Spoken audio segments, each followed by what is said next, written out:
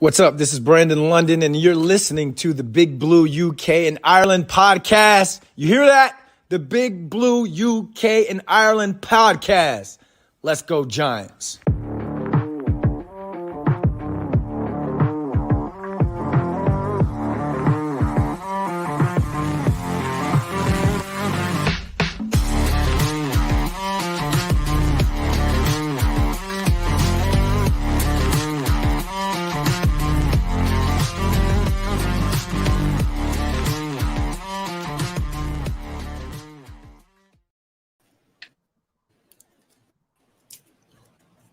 Damn it, it's not working. Confetti cannon. There you go. Wait, welcome back, Giants fans, to part one of the latest episode of the Big Blue UK and Ireland podcast. It's party time. We are 75% British, 25% Irish, but absolutely still 100% Giants. It's Dan, Shane, Kev, and Craig back with you to bring you an absolute milestone in terms of this podcast. It's our 100th episode. What more can we want to do than to sit here, celebrate this huge milestone on this fine Friday evening, then have a beer, have a drink, and answer all your questions, because coming up for you today, Giants fans, we've got what we're calling our mega mailbag. That's right, a mega mailbag. There's plenty of questions for us to answer. Bear with us, because it might be a long one, it might be a two-parter, but we're thoroughly looking forward to it. It's unbelievable how far we've come since episode one, sort of way back in March 2021. So we thought, let's just have a celebration tonight. It's been 2 years and 4 months since our first episode, so let's have a celebration tonight. Lads, happy 100th episode. How are we doing? Yeah, all good. It's crazy. I think it's 100 episodes. Still remember like that first episode and putting that first post on the Facebook group to sort of get the ball kind of rolling and sort of how we've developed and relationships I've built with you guys and other Giants fans as well. It's been amazing, and it's kind of flew. Like 99 episodes literally just feels like it's just come and gone like this quick kind of thing. Yeah, it's brilliant. 100 episodes. When we first started this, it was like, how do we do a podcast? Reading up research, watching YouTube videos, trying to throw something together to put out on Anchor or whatever, Spotify, whatever it was we were using. And now we've managed to get to 100 episodes now, and we've got a YouTube channel as well and been able to stream stuff out. We've got ourselves a cheeky producer. So, look at us moving up in the world. But just so glad to be doing it. As we've been learning as we've been going along, and we're not nowhere near it like anything of top quality, but we're getting there and we're learning and we're enjoying it, most importantly. So just glad to be here, you boys, tonight. So see 100 episodes in, and here's another 100. Yeah, absolutely. Just to reiterate something that Dan said, this is not a two-part video episode. It's a two-part audio episode. I don't want our viewers disappearing halfway through. But no, it's been apologies, Mr. Producer. No, it's been amazing. One of the best things that happened was Dan asking me to start sort of listening to the pod and seeing what I thought, and to kind of be on it every week. It's like the highlight. It's been a crap week at work, but I always knew that this was coming, and man, what an episode we've got today. Yeah, mate, what an episode we've got today. What more could we want to do on a sunny, baking hot Friday evening than sit here talking all things Giants and answering our listeners and viewers' questions. We love doing a mailbag, so we thought it's a great way to celebrate this milestone in this little project of ours. And like you said, Shane, started 2.5 years ago by you putting that little post out on Facebook asking if there's anybody interested, and here we are now with a producer on hand and live on YouTube. And it's mad that what this podcast has allowed us to do, and the things we've experienced together as a group as well. There's plenty more of that to come, though. So we're really, really, really looking forward to that. Evening, Tony. Thank you very much. We really appreciate that. And thanks for listening. Thanks for sticking with us. And, there's going to be plenty more episodes to come, no doubt about that. I just wanted to wish all of our friends and viewers and listeners stateside a belated happy 4th of July.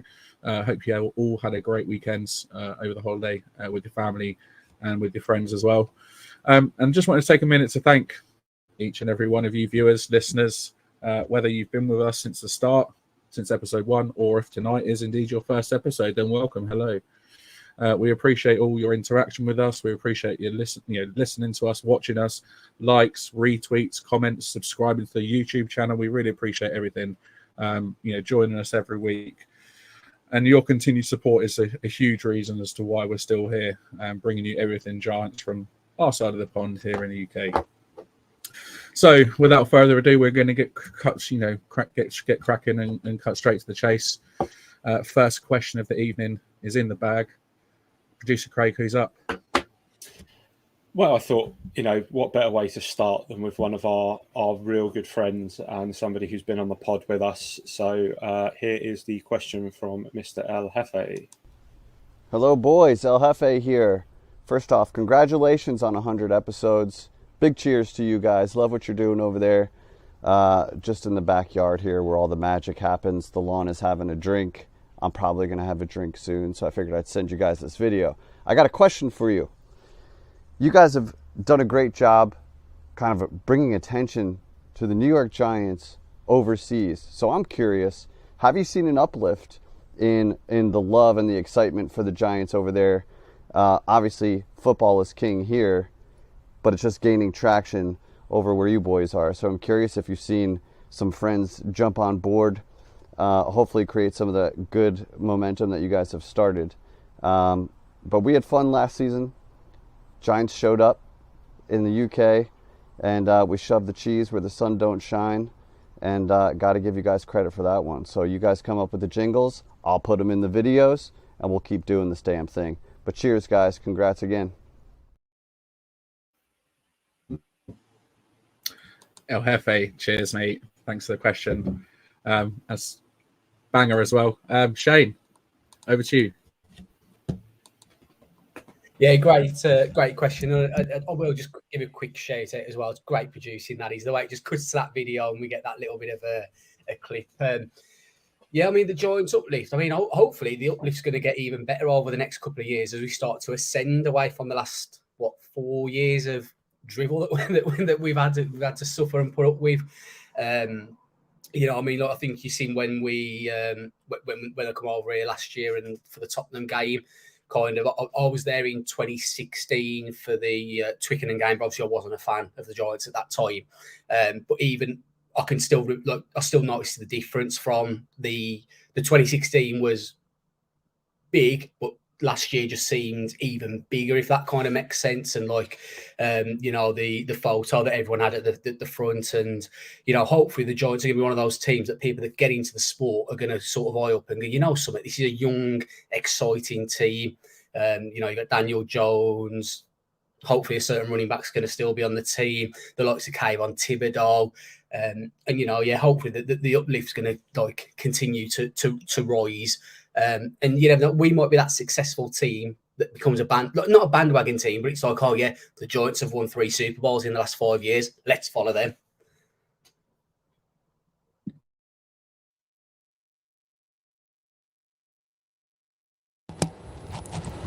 Hello. Well, I'll just jump in because I think it's a small bit of a delay, but I'll jump in on this as well because I've got a few thoughts on this, to be honest. It's a great question, and I try to have love his work, and he's such a good ambassador, a spokesperson for us. He's always, giving us likes and retweets and helping us with stuff, and yeah, he's a good lad. But speaking about the NFL coming over here, I'll speak about the NFL in general just quickly.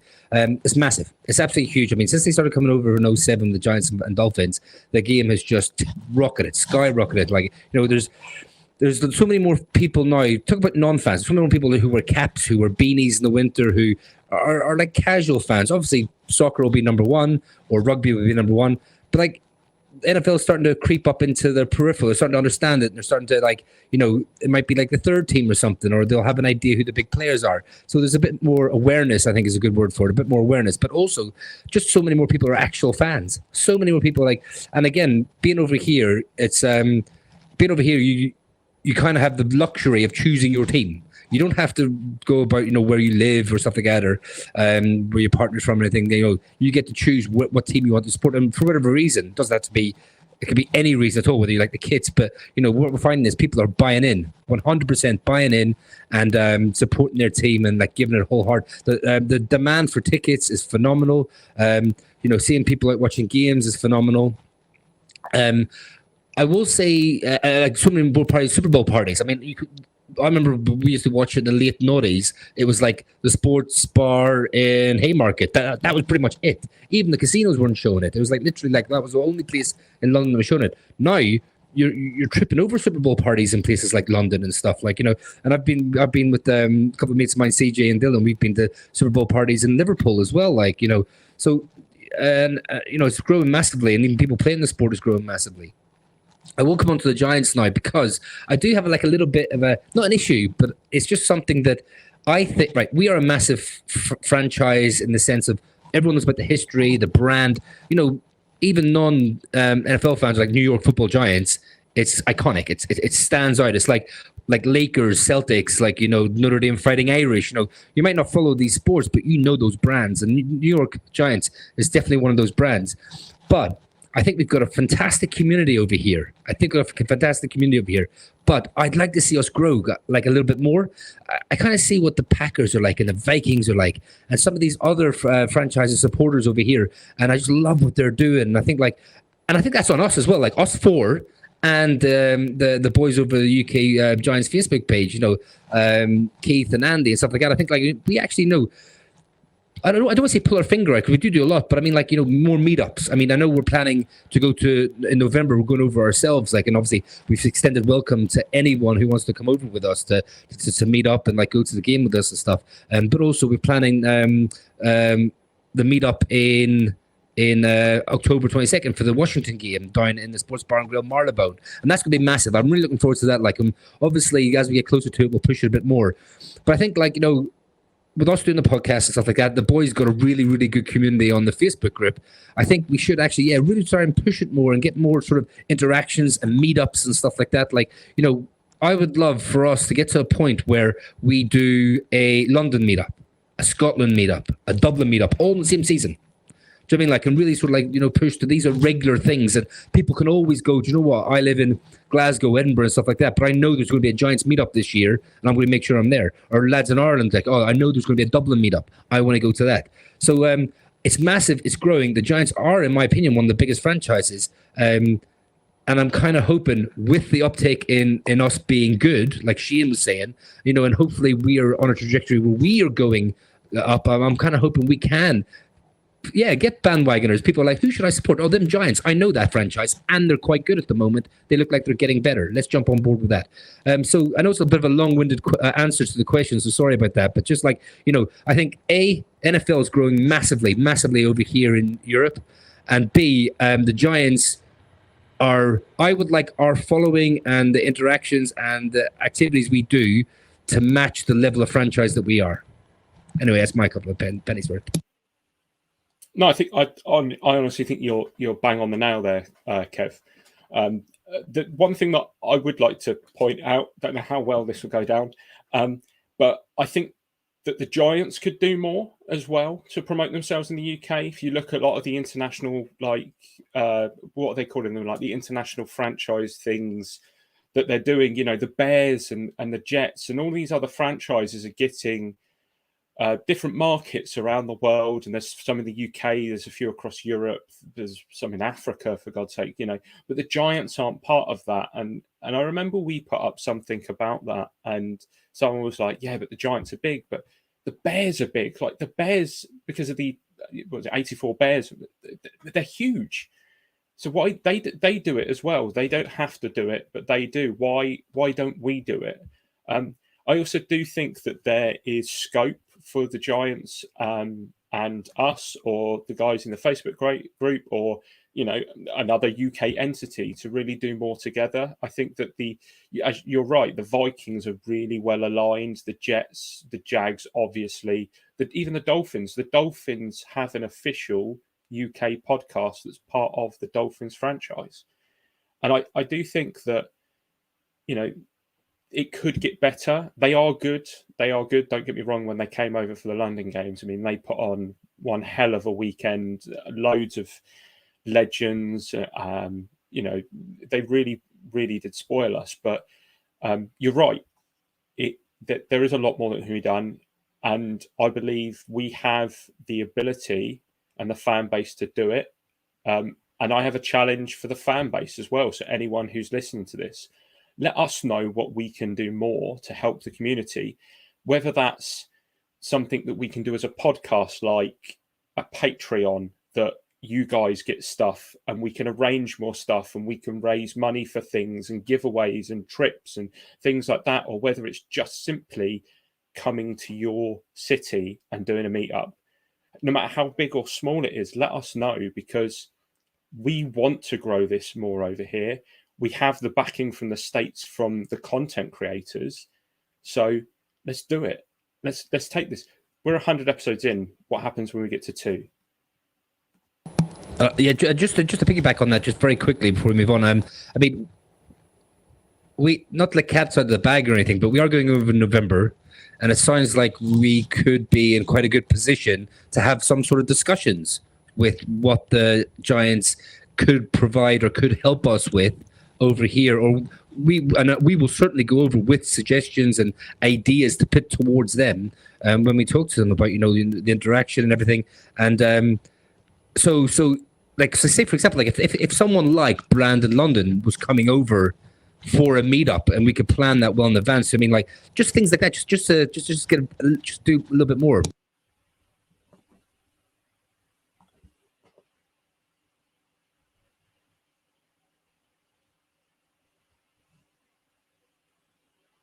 I think Dan might have a mic issue there. Am I on mute? Yeah. Am I on mute? Okay, I was on mute, go. wasn't I? Yeah, Giants Media, if you're listening, we're up for the challenge. It's fine. But no, I definitely think we could do more to help grow the Giants in this country. We're in a great position to do that. Let's not forget those that are in Wales. So, potentially do a Cardiff meetup. Evening Welsh listeners, you aren't forgotten. Don't worry. The Giants since 2007, since this international series became a thing. The Giants have been one of the first teams to play here. Obviously, the fan base has grown, but there is absolutely more opportunity to grow it a lot more. And we are reaching out and visiting more places. We've got the Birmingham meetup in September with the full 10 yards guys, and we've discussed about going to Edinburgh, to Dublin, and to different cities around the UK, just to give more people the opportunity to come and meet us, meet up and have a meet up to watch a Giants game. So there's definitely plenty of scope for us to help grow this franchise in the UK more, because we are the Giants are one of the biggest names in the league, but I think there's a lot that could be done in the UK. They're definitely not one of the biggest franchises in the UK. Like you said, Dolphins, Bears, Patriots, Vikings. That's just 4 teams off the top of my head that I can name. Packers, 5. There definitely could be a lot more followers of the New York Giants, that's for sure. But there's going to be casual fans out there. There's going to be fans that just sort of follow in season, and there's going to be fans that sort of follow throughout the off season as well. So those casual fans, can we make them into sort of more full-time fans? Probably yes, but there's absolutely more opportunity to attract others to this fantastic franchise of ours. Yep. Just quickly, I don't know if you mentioned it. The Football Grump makes a great point there about OCB and the ambassador over here. I mean, we would love him to be on and be sort of like not affiliated, but obviously with us being the only Giants UK and Ireland podcast over here, be great to have him on in some capacity. And that's what a little bit of that is down to us to grow the podcast and be like a little bit more bigger, and so he is more aware of us. But we'd love to get OC on, definitely. Yeah, that'd be epic to get OC on. He is one of my heroes as a sort of a long-serving Giants fan. He's one of the sort of icons of Super Bowls 42 and 46. So that'd be great to get him on. And yeah, he is that sort of UK ambassador still. So there's definitely more we can do. But from where we started off, sort of 14 longer ago. When was 2007? 16 years ago.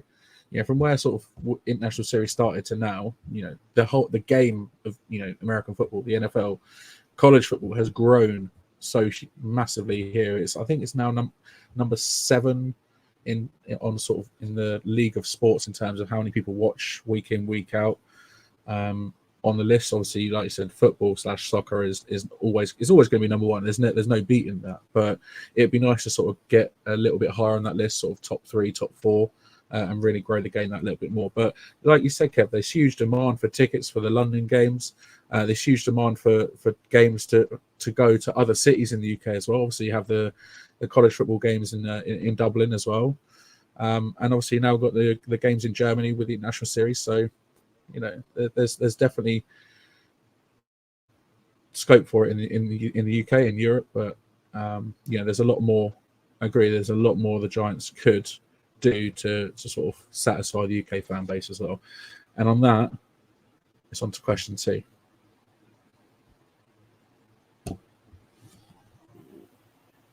Yep. So Jamie, who has literally just said evening, guys. So timing is perfection there, my friend.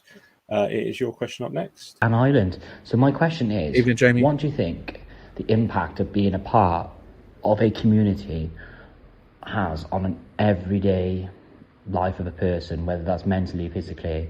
I know being a part of a community, whether it's Big Blue or any other sporting or music community, the impact it has on me. So what do you think, from your guys' perspectives, it has on everybody? And keep up the good work. Cool, Kev. You're up first. How big a part of your life is community? How big is sport and the community of sport in my life? Oh, mate, it's huge. It's massive. And like, I know we touched on it there about the mental health aspect of it. I mean, like some of my closest friends I've met through sport. Like, you know, you boys doing this for the last 2 years. I mean, like, it's such a good outlet. Although I've got friends who are American football fans, it's fantastic. We're in a league together. We've known each other since high school, and we kind of started supporting at the similar times, or maybe I started supporting before them, and I dragged them along with me. But they're all massive fans now, and we've got our, like, you know, lads league WhatsApp group, and like, most of my day is spent on that, you know, chatting about different stuff. No, not even American football, but life and stuff like that. So, and these are like my best friends who I've known, like I said, since high school, and like we've all massive fans together now. I mean, I've got another group of Celtic friends who are fans, Celtic FC group who are, you know, fans and who are friends and stuff like that. I mean, it sounds really bad to say, but like, sport is what I think about most of the day, to be honest. Even when I'm at work, you know, I think about like how the Giants are doing, you know, like where will we improve this year? You know, I mean, like, it's constant, like, just thinking about, like, and it's not prep for this. It's generally like, you know, I really care about it, and I wouldn't go as far as say if we lose, it ruins the week. I wouldn't say that now. But, you know, your mood can the results of the weekend can dictate, you know, your kind of mood generally for the rest of that week. But the community is fantastic. I mean, like, you know, you meet some great people through. I mean, like, I'll give you another one. Country music. I'm quite a big country music fan. And of course, that's, you know, recently it's picking up massively, you know, kind of had a peak like American football did a few years ago. But, you know, it wasn't until recently, you know, that no one really listened to it. I didn't know that many friends that listened to it. I listened to it when I was a kid in Ireland, came over here. Not many people listened to it over here. And then about 10 years ago, a mate of mine said, "Oh, Kev, if you listen to this album, it's fantastic." It was a Brad Paisley album, and that got me back into country music. And then, like, I go to shows with people now, and I'm part of Facebook groups for country music where, like, you know, I'll go to a gig on my own because I know, oh, there's people there who I've met through the group and who are so welcoming. And, like, I think when you have that common interest as well, and, you know, they say, like, you know, on these groups, and again, we'll talk about the New York Giants Facebook group. I mean, it's one of those things, it doesn't matter if you don't know anyone, you can go on there, as long as you just don't be a dick. Just literally come on there, talk football, talk about something you're interested in. And, you know, there's people there who are fantastic. I mean, again, I'm going off on a bit of a tangent now, but, like, I played Madden for a while in a league, like an online league, where you played for like 6-7 years, I think it was. And, like, one of my best friends, Dan, I met through that. Through, like, playing, and, like, my missus thought it was crazy when I said I was going to meet him for a beer for the first time. She was like, "Oh, this guy that you met playing Madden online, who could be a serial killer from Coventry, is that what you're talking about?" It's like, nah, he's a good guy. Do you know what I mean? You know, I met him through just talking away when we were playing Madden and stuff like that. So, you know, you meet people down the pub, you know, your friends from school and stuff like that. But, like, I think it's massive. I think it's really like, and it's a big part of my life. Like I said, I've met some really, really like fantastic people who I consider lifelong friends through sporting, through music, and through stuff like that. Yeah. I mean, music, as everyone well knows, me and Dan have a massive metal following, and we like to go to Download Festival, and we love that. And we had our massive group there, and Dan gave them the shout out. But I think I'm just going to attack this from a slightly different angle to Kev. But in the terms of like us, it's become very apparent, I think, in the last sort of few, maybe since the Packers game, that we, whether we like it or not, are almost the spearheads of the community now, because in cohesion with Andy and Keith, who we'll hear from later. And I don't think that really hit me. Like doing the pod with you boys was, it was good fun and all of that, and we were all having a laugh. And it didn't really hit me until we were in that pub in London on the Friday before the Eli Manning show. And there were two different things. There was one where we got talking to the DJ who was playing there, and we were just chatting. He was like, "Oh yeah, I do the DJ for the Giants and stuff." And we're like, "Oh, we'll give you a card." And he was like, "Oh, you guys are the podcast boys. We listen to you." And it's like, you do the DJing for the entire NFL. Like, how? I think that was the first time when I realized, like, oh, people who listen to us are real people.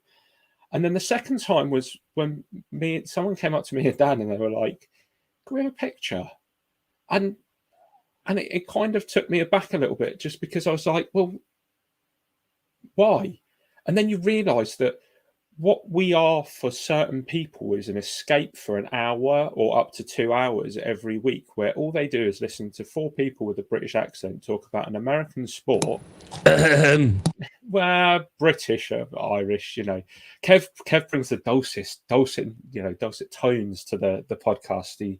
He kind of spices it up a little bit, doesn't he? But yeah, it's such an escapism for certain people, and I think that you really do underestimate that kind of impact that you can have on people's day-to-day lives without really having that interaction where someone turns around to you and says, "Hey, can I just have a picture or have a chat?" Or it's just a bit kind of surreal, all of that. And I just want to grow it more. I want to grow it more. I want more people. I don't want more pictures. No one needs a picture of me. But I'm more than happy to have more interactions. I just quickly on that before Shane jumps in, sorry, because otherwise I'll forget these things, so my memory's terrible. But it's like I love watching football in a bar with fellow Giant fans. I mean, there is nothing better. Like, Game Pass is brilliant, and don't get me wrong, like us lot having a wee chat on the WhatsApp group during games and like, oh, did you see that play? But like when we watched that Vikings game in the Hippodrome together, and I've over the years watching it down the Hippodrome and other sports bars around London, watching it with other Giants fans. It's cool watching it with my mates who support, the Steelers, support Seahawks. I mean, that's wicked, that's fine. But watching it with other Giants fans, it's just special. It's just like, that's a sense of real community. That's like, I love that. Yeah, like Shane. Carry on. Sports community is massive. The community, the sports community thing is massive.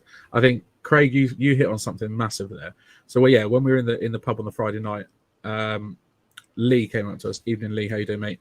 He came up to us and said, "Oh, you're the podcast guys. Can I have a picture? Can me and my boy have a picture with you guys?" And we were like, "I'm sorry, what?"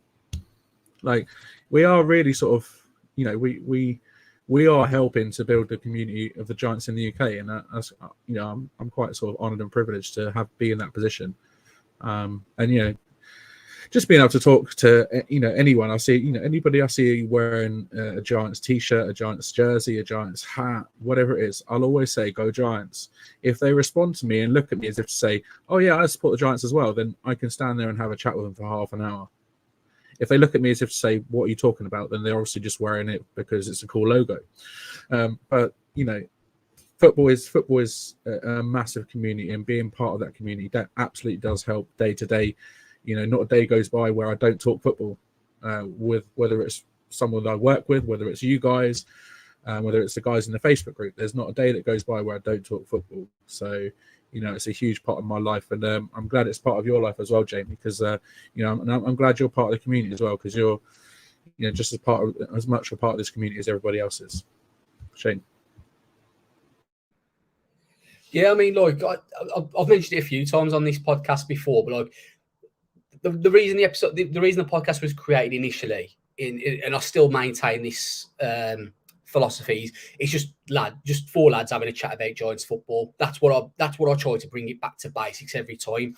But like, I think as we've sort of grown and we've had the Facebook and the Instagram and Twitter and that, and we've seen the interactions we've had, you kind of realise how much of a bigger thing it actually is than just sort of four lads just talking Giants ball, or, strip it down to the bare bones, that's what it is. But when you see the interaction that you have, and I think, like, sport in general, especially like with the mental health aspect side, I mean, I'm a season ticket at the Albion. Do I go for the Albion? Not really. Like, the football is usually the worst part of the day, and that's the God's honest truth. I go because, there's nothing better than jumping on a train at 8 a.m. in the morning with a crate of lager with your mates to go on the piss the whole day in London and get back home at 1, 2, 3 in the morning or whatever it might be. It's an hour and a half of football, but it's the stuff that happens beforehand and afterhand that sort of makes it so much more fun and interesting. And I think, especially with social media these days as well, I'm not that active on social media, to be honest. I browse, but I think social media can be quite a toxic place. But what I will say is our Twitter feed, because of the people we follow, we get to see the good side of social media, and you don't get to see it very often. But when you do, and you get these likes and these retweets, and you're interacting with people, you do just take a minute and you think, oh man, it's all worth it. Steve knows exactly what I want about. See, it's not just me. It's not just me being negative, believe me, lads. But yeah, when social media can be quite a negative space, especially in this day and age.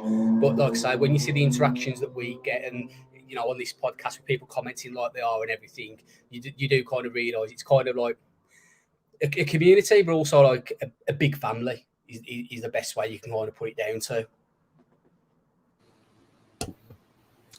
Yeah, mate, the Big Blue UK family. Oh, sorry, Big Blue UK and Ireland family. Let's not forget that, Kev. We are a family. Kev's going to get upset with us soon. He is. Right. Should we move on to BigDash? Let's do it. What's going on, fellas? First off, I want to say a massive salute to you guys. Been following you guys on social media. Been following you guys on YouTube. Love what you're doing. Love the success that you're having, the growth of your channel, the growth of your, of your imprint in this Giants community. So again, salute to you guys. One question that I would like to know, because for me, growing up in North New Jersey and with my family, I didn't have a choice but to be a New York Giants fan, and it was a wonderful choice regardless. But for you guys, being where you are as far as location, how did you become Giants fans, and if when did that happen? And that's something that I would like to know, because I'm always intrigued, especially when you guys being across the pond and things like that. And I do see that there are a lot of NFL fans out there of different teams. What made you guys become New York Giants fans? And that's my question I have for you guys. And again, salute to y'all. Massive support for your movement, and anything you guys need from me, just let me know, and I'll try my best to do it for you. Thank you. Producer Craig, over to you, mate. Evening, BigDash. Is it me first, is it? Oh. It certainly is, mate. What a gentleman. What an absolute gentleman. Absolute articulate. His stuff is incredible. If you don't watch BigDash, I really, really recommend it. For somebody to solo what he does talking about the Giants and make it so interesting, I think takes a hell of a achievement. I mean, unfortunately, I'm having a few technical difficulties, so I can't see all the video, but I have watched all of these ahead of time, and I'd have a general gist. So I'm pretty sure, correct me if I'm wrong, he's talking about how we became Giants fans. We've probably told this story before on the pod, but for anybody who doesn't know, my Giant fandom is all because of the man who is hosting tonight. I used to watch the Super Bowl every year with my wife Anna. We would just put it on. No team affiliation at all. And one year it just got to a point where we're like, we do this every year. We need a team. And NFL used to do an NFL picker where you could do crap things like answer questions or click the button to throw a towel into a bin, and it would give you a team based off your throw. God knows. And you get 4 teams and then you choose your team. And I got the Giants, and Dan was like, no, you got to do Giants. You got to do Giants. And we got talking. He was like, no, it's all about history. It's all about history. And I was just like, yeah, go on. We've known each other for long enough. I'm sure he's not going to throw, sell me down the road here. And it was good for a few seasons. But I still wouldn't change it. I mean, I love doing what we do. So, Dan, it's you next, isn't it? Good follow. Yeah, we had to have something in common because we had to have something in common because you're a Leeds fan and I'm a United fan. So there's a deep rivalry there. So we had to have something in common. Obviously apart from my love of music. BigDash, thanks for your question, bro. First thing I want from you is your hat, because I've tried everywhere to try and get that G-Men hat, and I so want that so badly. So I'm gonna be looking out for one when we come over in November. But yeah, send me your hat, mate, if you can. I'm joking. Please don't. So yeah, we've all told this story before. I became a fan of American football back in sort of the mid 2000s, mainly because of my brother. He was at university at the time, and being a student, they don't sleep. They're up, all hours of the night, and he got hooked on the NFL and became an Indianapolis Colts fan. Obviously, at the time, Peyton Manning was the Indianapolis Colts quarterback. Me being my brother's younger brother, so he said, "Oh, there's another Manning in the league. He plays for the New York Giants. He's called Eli Manning. He's the younger brother of Peyton." And I was like, "Oh, let me check it out." And the rest is history. I've been a Giants fan for close to 20 years now. And yeah, there's been some really good seasons, 2 Super Bowls in that time, but there's been some really bad seasons as well, but I wouldn't change it for anything. So yeah, that's me. Shane, how did you become a Giants fan? Yeah, thanks to Dash for the question. I've just got to give him a quick shout as well. That setup looks like, man, puts my setup to shame. So I mean, I've probably got like a controversial route to being a Giants fan compared to you guys. So obviously I got into the NFL working shifts, something to watch at 3 a.m. when there's nothing on TV. Long story short, picked the Panthers as a team I wanted to support. Excuse me. But I didn't really feel anything for them, no affinity to them. So I thought, you know what, I'm just going to let a team pick me. And I just naturally grew to the Giants. They wear blue and white like the Albion do. Saquon Barkley ended up getting drafted by first Madden I ever brought, OBJ was on the cover. First Madden team I controlled was the New York Giants. And then the 1990 NFL season, the year I was born, the Giants won the Super Bowl that year. And he just one of them where he just seemed like it was meant to be. And I was just like, you know what, I think this is my team. And a lot of people said to me, let your team choose you. And I just thought, what a load of nonsense. But to be fair, the Giants did choose me. And, it's been suffering for a few years, but better days are on the horizon. Kev? Yeah, I know. I every time I tell this story, right, I used to tell this story without the beginning, and then my friends used to call me out. So I have to start with the beginning, and I hate doing it. But, so, started getting the NFL before the 2007 season, because a friend of mine was going to America, and I said to him, can you get me, because I'm from Ireland, obviously, and I support Glasgow Celtic, and love the green and white.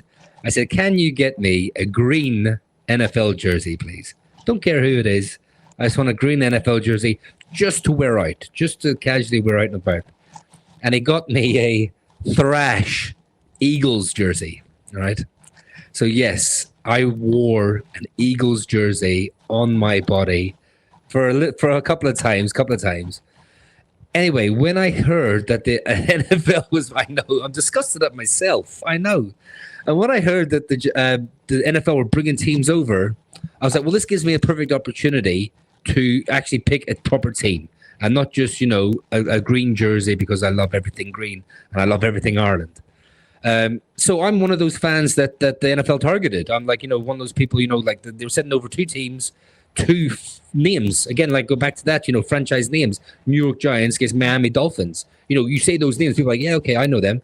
you might say someone like, not dogging on the Cardinals, but Arizona Cardinals at that time, people might have been like, who? Like, who were they? And whereas, the New York Giants were coming over to play Miami Dolphins, so I had to pick one. And it came down to, I had been New York before, and, where am I more likely to go back to? And I thought the East Coast, New York City, more chance of going back there. So, yeah, and I thought, I'll just follow the Giants in this game for this season and in this game. And then they went on to win it all. And I thought, well, this is easy. So that's how I became a fan. And it's been up and down ever since. But I just love where the community's going, not just Giants, but NFL. And I love the fact that, where we are now and we're on up. Yeah, that 07 was pretty much my first full season as a Giants fan as well. So, it was a pretty good start when it gets really. And then it sort of, even into sort of that sort of 5 years, sort of 4 or 5 years between 07 and 2012, those were five pretty decent years. But ever since then, it's sort of been on the downward slope. But better times is to come, let's hope so. Big Dash, thanks for your question, man. We really appreciate it. And we absolutely love your work. Craig, who's up next? So next we got Stas from Big Blue Knockout. Now, yeah, a lot of you guys might not have ever heard of Big Blue Knockout. They're a relatively new podcast, and they reached out to us about us going onto their podcast. So we said, hey, do you want to send us a question? So many American content creators were great with us when we first started, really giving us the thing. And it's so nice to be able to actually push somebody else's name out there and kind of, give a platform to Big Blue Knockout. Go and give them a follow. They're going to do great things. We're all for cross just helping out everyone from different aspects. So here's Stas from Big Blue Knockout. Now, bear in mind, his first question is the same as Big Dash's, but he does follow it up with the second question that we can answer. What's up, Big Blue UK and Ireland? This is Stas of the Big Blue Knockout podcast. First off, congratulations on hitting the 100th episode milestone. You guys are doing a great job representing the New York Giants fan base, and from one fan to another, I appreciate you guys and love that you're representing the New York Giants abroad. So my question for you today is two-part. Now, as someone who grew up in the States, specifically in New York, I understand how easy it is to fall in love with football and the New York Giants in particular. So my first question is, what did that journey look like for you guys? My second question is, what are the expectations you guys have for the New York Giants in the 2023 season? Thanks for giving me a little bit of time on your show today. Keep up the great work, and I look forward to hosting you guys on the Big Blue Knockout podcast very soon. Go Big Blue. Well, I'll start off. We'll happily come on your podcast, man, because we're happy to talk all things Giants with whoever. It doesn't matter who it's with. Talking Giants and sitting down and chilling out with a few beers is what we do best. So, we'll one of us, if not more of us, will be more than happy to come on your podcast, and we'd love to have you on ours as well. So, producer Craig, work your magic, and let's hook up with them guys. And the question was. Expectations, Dan. Expectations for this season. Sorry, I'm on beer number 3 already. Expectations for this season. Improvement on last year and reaching the NFC Championship game. That's my expectations. Kevin looks surprised. Shane, or your expectations for 2023? This might be a little bit of a cop-out, but I've mentioned it before, but I just don't want to see no regression. Like, I'm fine if we get, again, even end up with a similar record, but what I don't want to do is some of the things I'm starting to read in the media a little bit lately is that, Giants had an easy schedule last year and they got lucky and blah, blah, blah bullshit. It doesn't go away. All I'm happy with is just no regression, just to prove them people that, the Giants are real. They might not be here yet, but they're coming. So get ready. Kev? Win it all. I joke. I just want to say exactly like Shane said. I mean, like, I want to see progression. I want to see. I want to win more games by more than 7 points. Do you know what I mean? I want to go out there and actually, teams that we should dominate. Don't win by 5-6 points. Win by 14, 21 points. Like, actually go out and beat teams down. Put the foot on the throat type of thing. Like, I want to see us that we like. So wins and losses so hard, like Shane touched upon as well. Like, our strength of schedule is potentially harder than last year. Like, if we make the playoffs, fantastic. I want to see us make the playoffs. But I want to see us playing the football that Dable and Kafka and Wick Martindale want us playing. Now, we've got more pieces that fit that. So I want to see us go out there and actually execute the game plan better with these better pieces. And just about progression and stuff like that. There was a wee bit of a time there where we kind of were a little bit of a laughing stock. Like, or felt that we were like, we're better than this. We're the New York Football Giants. Why are we in this mess? Now, I believe we're out of that mess. And again, it's about ascendancy. I just want to see us progressing, moving forward. Because realistically, we want to build for the future. Like, I would rather us sort of like similar record this year, but build towards a team that's capable of winning everything, winning the Super Bowl in 3 years' time. I don't want us to peak and then go back down again and regress. Kev's kind of nailed that for me. There's one word: stability.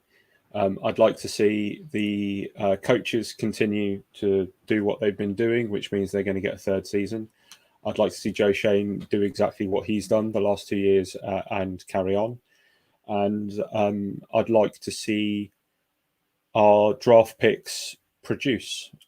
We have 3 draft picks, I believe, in kind of not premium positions, but premium areas of need in Jalen Hyatt, Deontay Banks, and John Michael Smith. And I'd just like to see them do enough. Just do enough. Continue, like they said, continue the trajectory, and then we'll take stock again next season and hopefully just continue. Yeah, man. I mean, like I said, progression. Let's get to the NFC title game.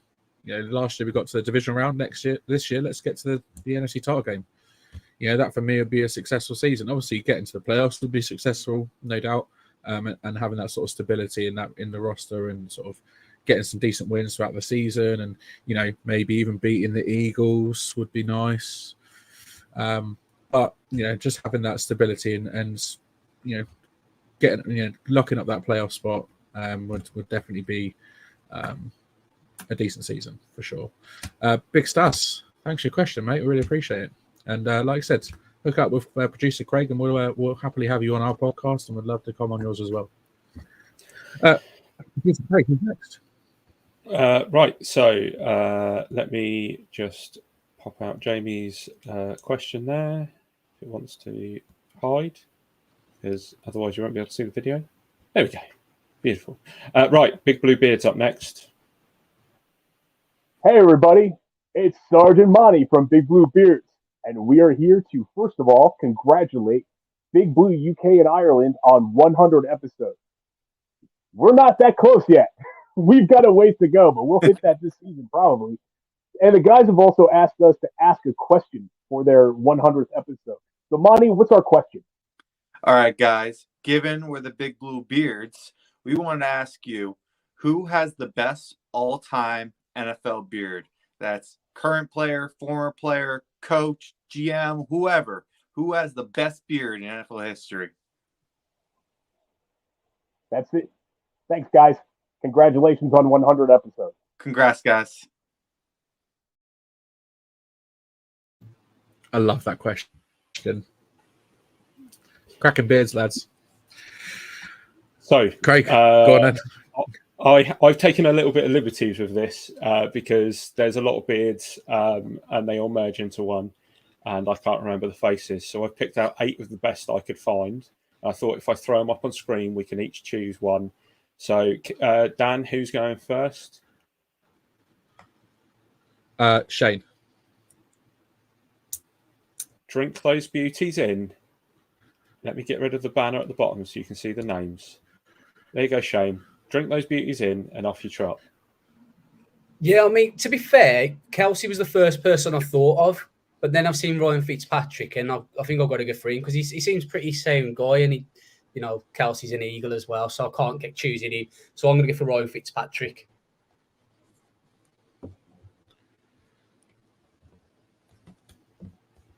Nice. Kev, who are you going for? I mean, I straight away thought of Eric Waddle. As soon as this question was asked, Eric Waddle and Nick Mangold jumped into my head straight away. So it's between them two. Now, I have to go for, with the awesome beard, you need to accompany it with decent hair. And those beautiful locks of Nick Mangold with that rugged beard is just pure caveman-like beauty. What a man. So I'm going to go Nick Mangold. Nick Mangold for Kev. Craig, who are you going for? I mean, it's not the best beard on here, but can we just give a special shout out to Antonio Garay down there, because that is just something special, isn't it? I mean, the effort. Yeah, exactly. I showed this to Anna earlier, and she argued that Gardner Minshew didn't count. And I'm not going to go for Gardner Minshew, but he had to go in there just because the tash is absolutely top tier. You can't not go with Fitzmagic. I'm sorry, but Ryan Fitzpatrick is just something beautiful, and it seems to have just grown every time you see him on TV as an analyst. Now it's just bigger and bigger. I'm scared it's going to take him over soon. Yeah, Fitzpatrick's beard's pretty nice. Mangold's beard's pretty nice. Kelsey's beard's pretty nice. I'm going to go a bit. I'm going to be a bit naughty and pick one that's not actually on the list. Because the first player that comes to mind, the first bearded player that comes to mind for me is ex-Steelers defensive end Brett Kiesel. So he grew his beard throughout, I think, it was the 2010 season, maybe, in the sort of as a sort of superstitious thing. And I think the Steelers went all the way to win the Super Bowl that year. I don't know if it was 2010 or not, but whatever year it was, the Steelers went all the way to win the Super Bowl, and his beard was absolutely epic. But to be fair, out of those 8 there, Eric Weddle, I think, for me, with the mohawk, I love that look. But yeah, Brett Kiesel, for me, your beard was epic, mate. Just quickly as well, I just want to say a shout out to our coach, Brian Dable. I think when you don't really appreciate how good his beard is until he shaved it off for that monstrosity he had mid-season. So let's just give a wee nod to the head coach. I'm not sure if Football Grumpers are commenting on Dan's one there or Kev's shout for Dable, but I think it's probably for both. But yeah. Yeah, Dave's beard was pretty epic as well. I've got to say, I love that. I mean, I'm sure you can all tell I'm a lover of a good beard. So, gents, thanks for the question. Really appreciate it. And I'm sure you're going to get to your 100th episode very, very soon. So good luck on that. All right, we got time for one more. I think we've got time for one more, haven't we? Yeah, we've got plenty of time. We've got millions more. Yeah. I mean, we've got plenty more. I'll read this one out. So Eugene Kreiter, the uncle of one Casey Kreiter who was on the show, has said, if you put all the long snappers in a league together and had a wrestling tournament, would Casey Kreiter win? Kev, would Casey win? I knew you were going to go to me first. I mean, there's only one answer to this, isn't there? I mean, of course, Casey will win. He's an absolute animal. He's a beast, isn't he? Played Division 1 football. Oh, what a star. So good to have him on the podcast as well. Little shout out to Casey. I mean, is he currently the only player we've had on? So, like to change that going forward. But yeah, got to send the props out to Casey. Yeah, man, for sure. Craig, is he going to win? Is he going to win?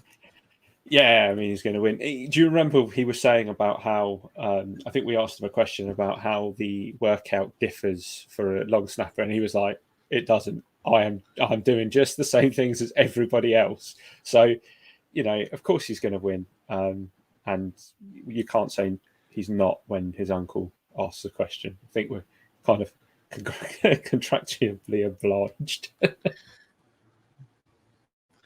I mean, can you name any of the other long snappers in the league that would beat him? Could No. I name any of So the other Casey's long winning. snappers in the league?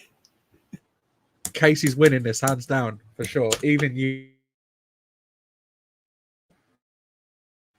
I put myself on mute there for some reason. Even in Eugene. Thanks for the question. Really appreciate it. Shane, who are you going for? Casey or one of the other 31? Nah, no, there could be 61 and I'd still be going for Casey, to be fair. It's a unanimous decision on this pod. Yeah, baby. Casey's getting the win. Evening, Casey. Hope you're watching. A nice quick one there. So the next video is a bit of a long Easy. one. And this is a bit surreal. And I just want to tell the story that this accumulated in a conversation that I had when I was in bed on Twitter with Bob Papa, which was one of the more surreal You moments. sending Bob Papa nudes, are you? Is that what you're up to? Sneaking into his DMs at night, yeah. But Juice Craig, what are you doing? fair play to the man. He came through, and obviously I've watched this before, and just what a guy. 2 minutes 40. Enjoy. Hey guys, at Big Blue UK and Ireland, Bob Papa, voice of the New York Giants, and I want to give you a round of applause. 100th episode. Cool stuff. You guys are awesome. You rule throughout Europe. You guys are great. Your insights into Big Blue and sharing your thoughts and your wisdom about the New York Giants, helping educate fans and having fun doing so is really cool. So, in 2024, the Giants will celebrate their 100th anniversary in the National Football League. This is your 100th episode. So I wanted to hit you with like a 4-part trivia question. So here it comes. The Giants won their first Super Bowl in 1986. And in that season, Lawrence Taylor set the Giants' single-season sack record. He had 20 and a half sacks. So I'm going to go with a little old school trivia. Let's see if you guys can get the answers. So LT got his 20th and a half sack in the 15th game of the year. They played the St. Louis Cardinals, and they beat him badly that day. Who was the quarterback that Lawrence Taylor got his final regular season sack against in 1986? A couple parts to this question, because I know there's a bunch of you. Who was the Giants' leading tackler that year? What other Giant had double-digit sacks in 1986? And then I got one more for you. Those are the questions for you. So the questions are: LT had 20 and a half sacks in 1986. Did it in the 15th game against the Cardinals. Who was the quarterback? They sacked that quarterback 9 times that day. Who was the Giants' leading tackler in the 1986 season? And what other Giant had double-digit sacks that year? And a little bonus question. Do you know how many that other Giant had in getting double digits? Round of applause for you guys. 100th episode. Keep it going strong. Can't wait for you guys to get to the States this fall to attend a Giants game in person. We're looking forward to having you up in the booth, getting you a chance to really experience that Giant experience from inside. Again, Bob Papa, voice of the Giants, wishing a hearty congratulations on episode number 100 for the best podcast outside of my own, Believe in Giants, that there is out there. Take care, guys, and congrats.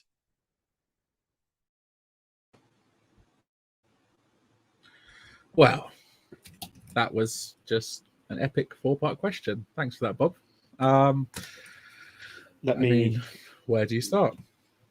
I'll tell you what. Let me just kick in, because I think Kev might have had some issues there with the video, unfortunately. So I'll have to slide into Kev's DMs and send that across. So Kev, it was a three-part question from Bob. The first one was: in the 1986 season, Lawrence Taylor broke the single sack record. His final sack of the season was against the St. Louis Cardinals. Who did he sack? Shane, feel free to jump in here, mate. 1986, your year. 1986 was before me. It was before Dan. Kev? I mean, think the I only mean, one, that sounds only like a one of us Google that was question. alive That was is. I Kev. mean, that's. I have got it, and I think that's what that one's difficult. The second question was. I wouldn't even. I didn't even know. Be honest. That was St. Louis Cardinals.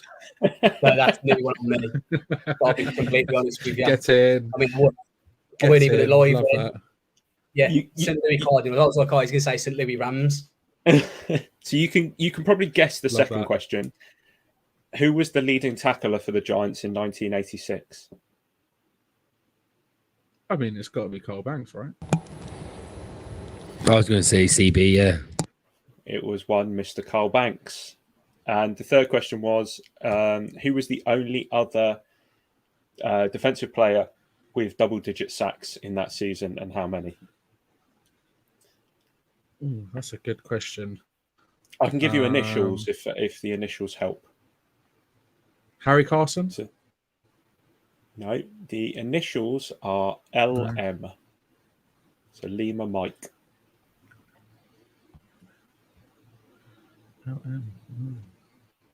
Shane is. I would be the same, mate. Cogs I'm just are lucky whirring. I could have a toilet break or anything here. Cogs are whirring. Kev? No, I'm not. I'm struggling here. So he had 12 sacks, and it was Leonard Marshall. Yeah, Leonard Marshall. And the quarterback that LT sacked was Neil Lomax, that household name. I mean, I'd never got that. I'd never got that. Yeah. I think Bob just put us in our place. He did, didn't he? He did. But pretty much, yeah. Kev also wouldn't have heard this at the end, but he did say we were the best podcast outside of his own podcast, and I'm taking that as 100% a win. Absolutely. He's great though. Like, how good was he with us when, during the London weekend and stuff? Like, you know, when we went up to talk to him, I honestly thought he was just going to go, "Oh yeah, hi, photo, bye." But he spent so much time. He was so gracious with his time, and you know, yeah, I mean, unbelievable. I mean, since we've been fans, we've watched him. Like, Bob Papa's been the voice of the Giants. He's been the media guy for the Giants. He's been, you know, the analysis, you know, he's been who we know. Do you know what I mean? So for him to take that time with us was just that's when I would like really thought to myself, oh, the Giants would do something really good here. But also like Bob, because a lot of time when you meet someone in person, they're not what they're like on screen. They're not what you expect at all. But I was just so pleased to see that, you know, he was engaging, he was interested. A lot of times they can fob you off, but you could tell that he was genuinely interested in what we were talking to him about, and it was just fantastic. Yeah, man. 100%. I think, you know, it's all right, but yeah, we've been, you know, the fact that we know Bob Papa is the voice of the Giants. We all know that. But whenever you listen to anything Giants related, it's his voice. You know, and listen to the game on radio or whatever, it's his voice. And to get to meet the guy and stand there in the pub and chat with him, chat with Carl, I mean, it was pinch yourself moments, because you know these things just don't happen to everyone. And it was an honor and a privilege to meet him. And it's like really, really looking forward to going over in November and hopefully catching up with him again. Mm-hmm. I just want to say something as well, just very quickly. Like, for us to meet people like Carl Banks and Bob Papa, you know, and even Brandon London, like, you know, people that we watch on YouTube channel, people we invested in, it's so much different than when you meet your like football, soccer idols or whatever, like players you know over here. Like, maybe it's because of the distance, and maybe it's because they seem so far out of reach that when you actually meet these people, like, it's such a big deal to us, do you know what I mean, compared to meeting a Celtic player, a West Brom player, a Man United player, and stuff like that. These people, like, you know, like I said, maybe it feels because they seem so far out of reach. When you actually get to meet them and they're good people, it just makes it more special. Yeah, definitely. Bob, I mean, what can we say? Thanks for sending the question. We really, really appreciate your interaction with us. You know, the love you've given us, and you know, let's hope we can catch up in New York come November. We're really looking forward to coming over.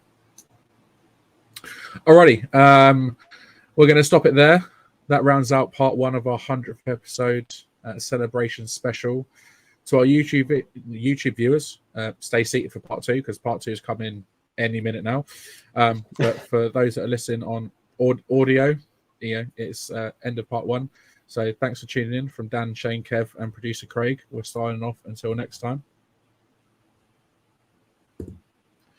And welcome back to part 2 of the latest edition of the Big Blue UK and Ireland podcast. Dan, Craig, Shane, Kev. Yeah, you know it, baby. You know it. That's why you paid the big bucks. Part 2. I mean, right? I'm not paid at all. It'd be nice if it was, but yeah, back to you to bring you part 2 of our 100th episode celebration. Oh yeah, there goes the confetti again. And it's such a dodgy angle. It's such a dodgy angle. Yeah, man. That's the whole point. That's the whole point. I want to know why you haven't got the missus behind you doing it all over your head, like standing behind you spraying it. Well, I mean, she's downstairs watching TV, so there you go. That's probably why. But yeah, bringing you part 2 of our mega mailbag. As I said, it's Dan, it's Shane, it's Kev, it's Craig. It's episode 100. It's a Friday night. We're on the beers. Let's have a good one. Producer Craig, who's up next? So we have an email from one of our kind of big followers. He emails quite a lot. He's a really nice guy, Keith Falconer. He's put, congrats on the 100th podcast.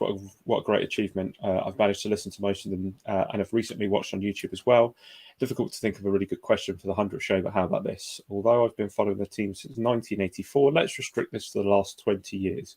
So our best and worst free agent, so Plax and Kenny G spring to mind, and the best and worst draft picks, especially the lower rounds, Bradshaw being one of his favourite lower round picks, or a best Keith. So I guess we'll stick that to best and worst draft picks first. So yeah, Dan, wow, that's a great 2-part question. Best and worst draft picks. I mean, it's a. Since Do you have to come to me first? I'm to think about. Well, since 2004. Since I mean, 2004. I'm quite happy to go first if necessary. I mean, we've drafted a lot of players since 2004. Yes, we have. As in like favorite overall draft pick? Yeah. So to put it into perspective, obviously the first overall draft pick that we had in the first round of 2004 was Philip Rivers, who obviously did not turn into Philip Rivers but turned into Eli Manning. Phil Rivers ain't the one. No. Favorite draft pick of the last 20 years. Wow, Kev or Shane, feel free to jump in. Yeah, I'll go first. I've got less years technically. Best for me, it's going to be obvious. I've got to go my boy, Saquon Barkley. When you support when you follow a college team and you're new to the NFL team you're supporting, as I was with the Giants, and you watch the Giants draft a player you've just watched for the last few years at college, it's hands down. I do think maybe in years to come he might be the answer regardless anyway, because he just comes across as like such a genuine one. And worst draft pick, there's two. Is that one? Yeah, is that one of them? DeAndre Baker's got to be one. DeAndre Baker's got to be. That's a unanimous. Because although the dickhead who thinks he's a rapper was bad, at least he's still in the league and he's doing stuff that other than making videos about the Giants fans lately. He's still producing in the league. Whereas DeAndre Baker, it's no, Steve. I'm not going for our boy. Look, what have you got against Chris Snee? Yeah, huh? What have you got against Chris Snee? Come on. I'd have to go for DeAndre Baker as the worst, because if you had it all up, we traded up for him. He was a first rounder, and he's not even in the league anymore. So in my time, obviously it's only a short time, 4 or 5 years. I'm going to go Saquon Barkley for the obvious Penn State connection, and DeAndre Baker for the disaster that he turned out to be. Kev, you look like you're ready to go. So for worst draft pick, I'm going to go for Eli Big Egypt Apple as my worst draft pick. As my favorite draft pick in that time, it'd be third round selection out of Notre Dame, Justin Tuck, defensive end. Thank you and good night. Dan, That's have a you got enough? great pick. Have you had enough time, or do you want me to go? My boy, 2-7. Happy birthday for yesterday, Brandon Jacobs. Third round pick in 05, I think he was. Least favorite pick. I'm gonna go O-line for least favorite pick. I think Eric Flowers. Yeah. Exactly, Kev. Producer Craig, over to you. Last one. My favourite pick is Odell, and the reason being is because that was the first season that I started following the Giants, and there was something that catch during the Cowboys game was kind of like a switch that kind of just went, I've really, like, because it was everywhere, wasn't it? We woke up the next day and it was just everywhere, and it kind of it highlighted it. Annoyingly, you've all taken my worst picks, so I'm going to go for somebody who was touted. Well, no, I'm going to go for someone who was touted as Eli's successor in Kyle Lauletta, who ended up doing what exactly? That was a Gettleman special. Absolutely that, nothing. Yeah, man. Big Egypt apple. Yeah. It's like watching Father Ted. I love that, Tony. So the other part of the question was best and worst free agency pickups. Free agent pickup. Yeah. For me, I'm getting it in now. Nate Solder. Go on. Number one. Best. He was best. Bad. No, worse than number 2 because he's O-line. I need to get O-line in. I need to have an anti-O-line moment. Steve set me off now. Look what you done, Steve. I'm best. Yeah. Best.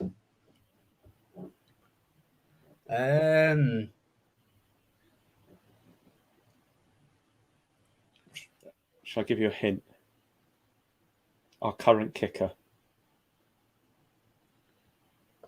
Yeah, that's a good shout. Well, if we're gonna, is that yours? Is that going to be yours then, Craig? So I mean, Gano was probably going to be my best, and my worst was going to be Golden Tate. So, yeah, Golden Tate was bad. What a bellend.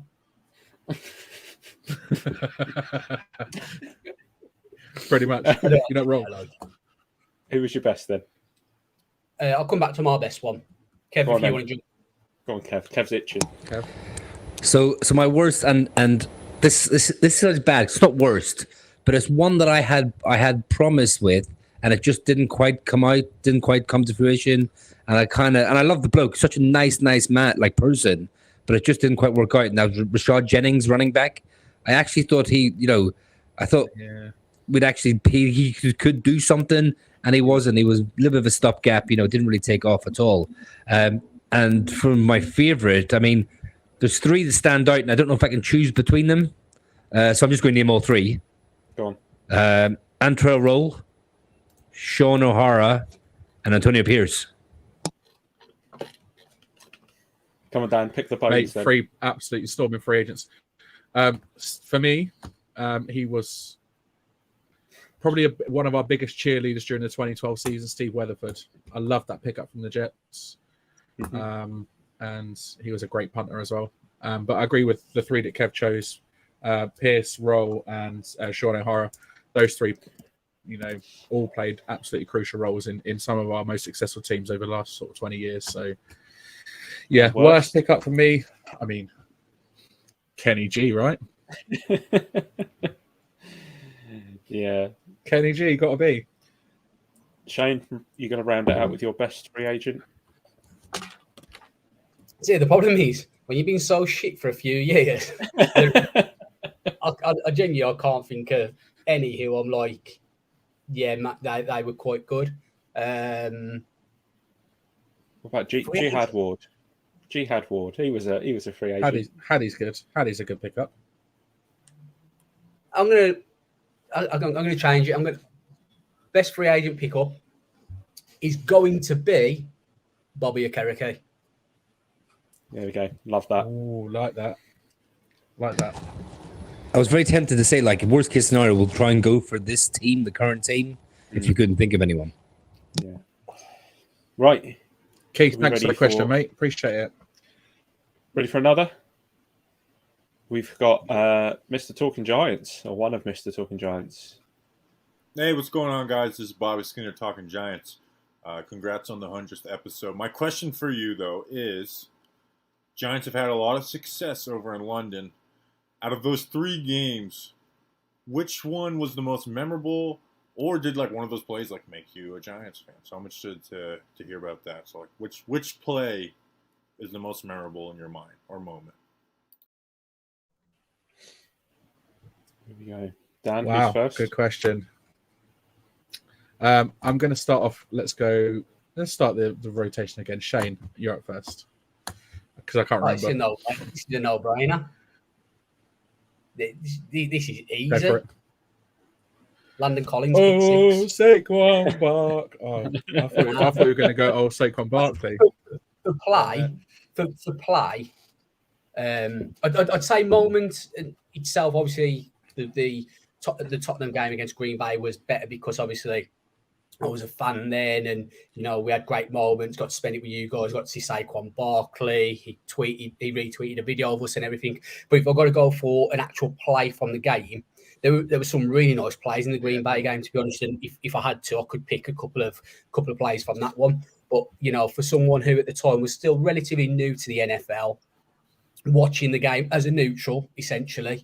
That Landon Collins pick 6. I mean, I even put part of that down to one of the reasons why I kind of went on to be a Giants fan, because the pick was great. And I remember him getting tackled, and I was like, "Oh, he ain't got in." And then he just sort of like popped up in the end zone, and I was like, "Oh, get in." Yeah, what a play that was, Kev. Can I go last? Because I've got 2 I'm finding it hard to choose from. So I'm wondering if one of you will pick them and then save me. No probs. Producer Craig, favorite London play moment? The viral video of Darnay Holmes looking like he's being touched. No. If anyone hasn't been on our Twitter today and watched the video of Darnay Holmes talking about that viral moment, watch it. Epic. It is so funny. The Landon Collins thing is definitely high on the list. There was something a little special, and we were miles away from it, but watching that Daniel Bellinger touchdown to kick off the comeback was a big one for me. It was a trick play, and we couldn't really see it, and it was very difficult to kind of find out what had happened. But as soon as he took off, you knew it was coming, especially because we had such a good view from behind the offense. So I'd say that one. That's a great shout. I'm gonna go 07 and Eli scoring the first touchdown on UK soil in a regular season game. Eli Manning rushing touchdown, and that was like my first sort of full season as a Giants fan. So that was an epic moment for me, I think. The other 2 plays were fucking amazing as well, but yeah, Eli in 07 was a big moment. All right, then, Kevlar. So, thank you and not thank you, because all 3 of you picked the exact things I was thinking of.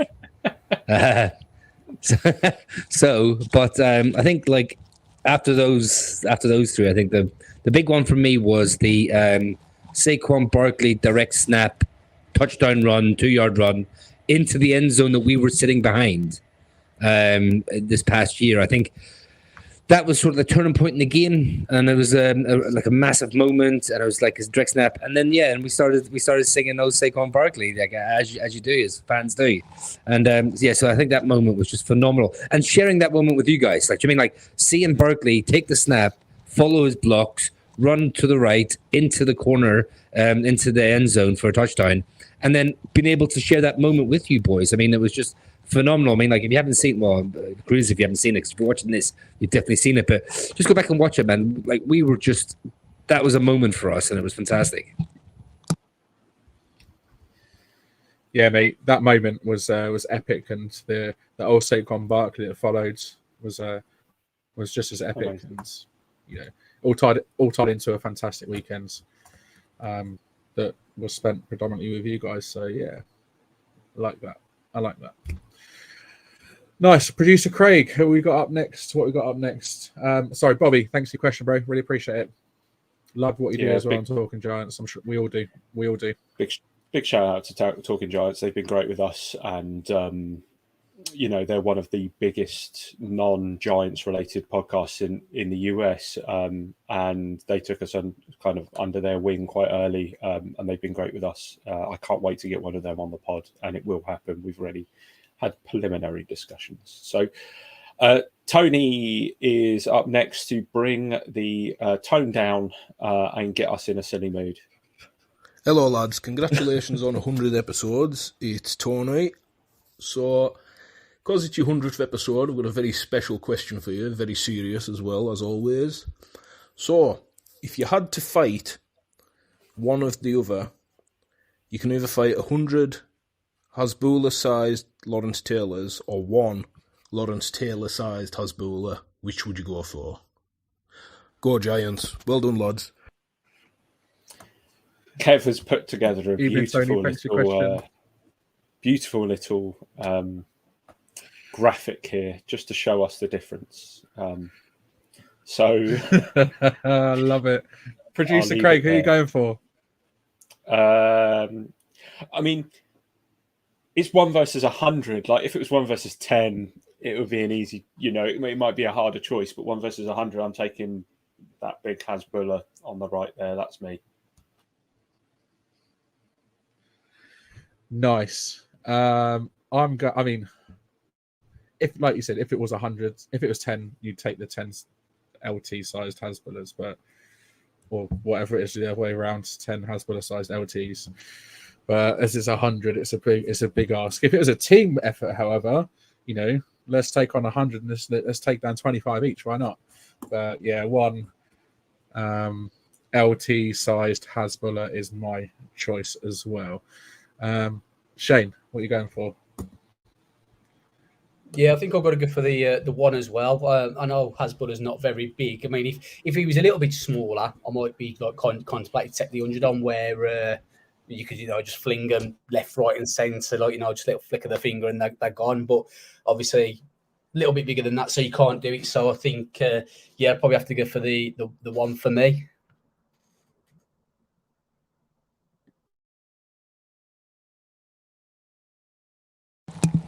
Yeah, I think I'd definitely have to go for the Hasbulla as well. The big guy. I mean, like, I reckon he'd be a bit slower as well, the bigger he is. And I don't know, I just think all them Lawrence Taylors, I mean, Lawrence Taylor's got that nasty in him. Like, imagine 100 of them, no matter what height they are. I wouldn't fancy my chances at all. I think even if it was I think it was anybody, not even just LT. I mean, like, I think did we have a question before, maybe last year, similar one about Thibodeau, or if it was Andrew Thomas or something. I think, if it was, I think if it's anybody, I'm not taking 100 of them on as dancers. If there was 25 kind of each, I think you've got to take one. To be fair, I would be interested as well to watch somebody take the 100 on and see how they do.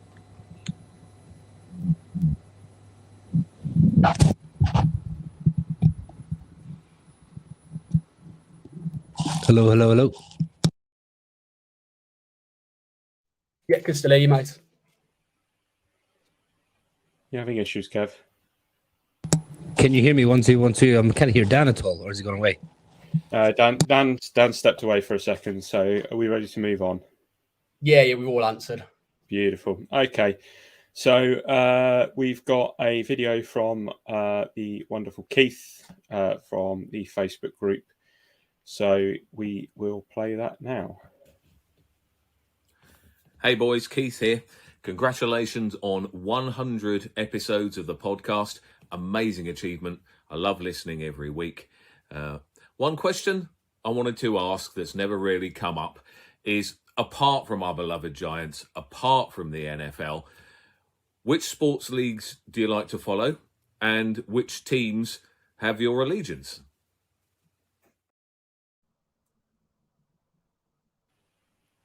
So there we go. As if I'm magic, I'm back in the room. Yeah.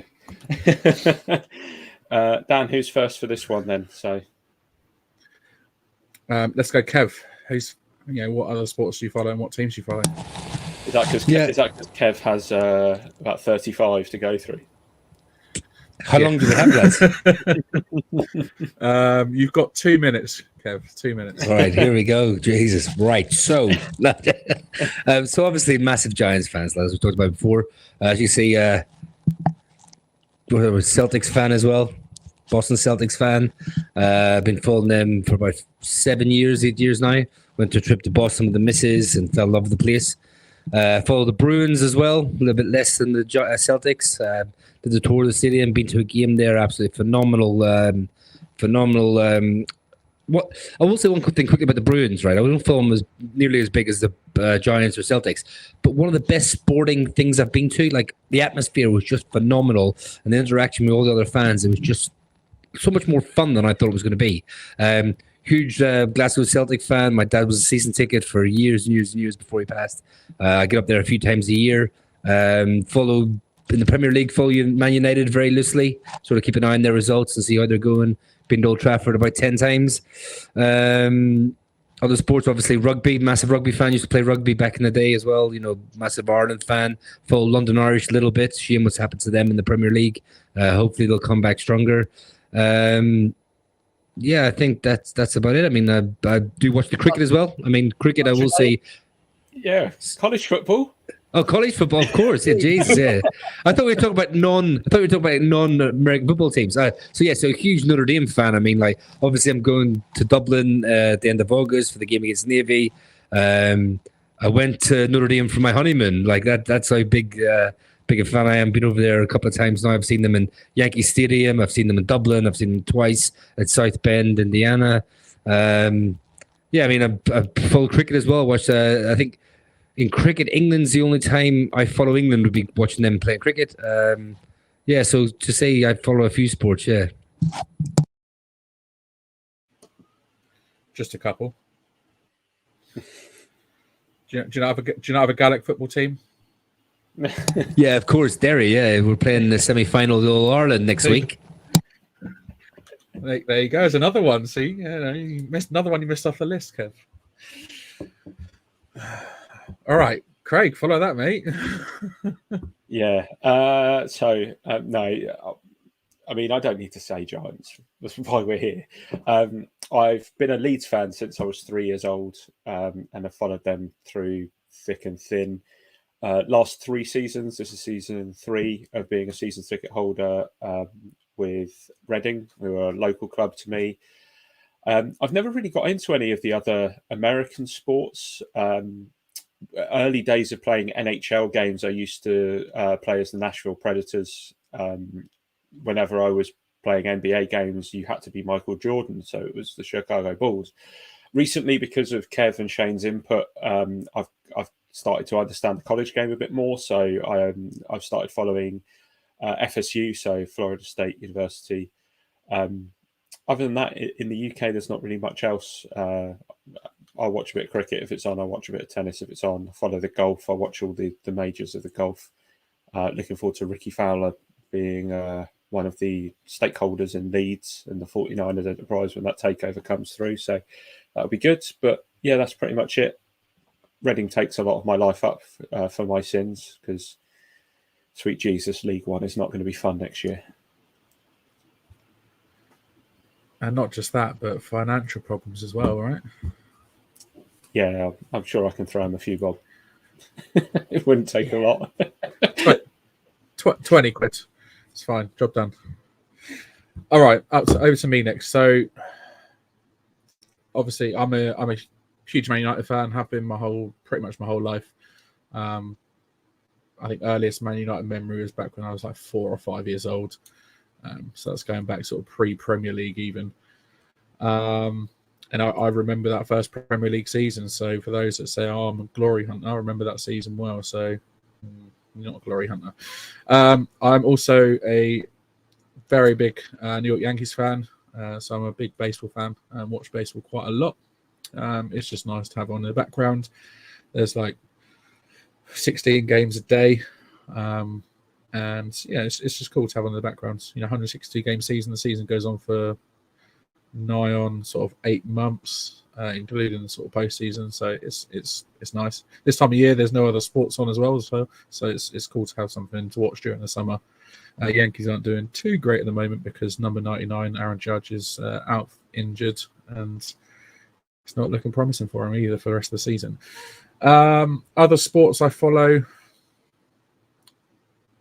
like a bit of golf, do watch the majors. Not really a fan of cricket, not really a fan of tennis. Rugby, I don't mind rugby, but I don't really follow any other sort of teams, really. I don't mind basketball, but again, I don't follow a team. I don't mind hockey, but again, I don't follow a team. So, yeah, really, for me, it's 3 teams only. They take up most of my time.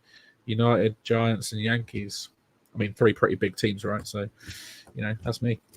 Shane, over to you, last one. I mean, we all know who you follow, right?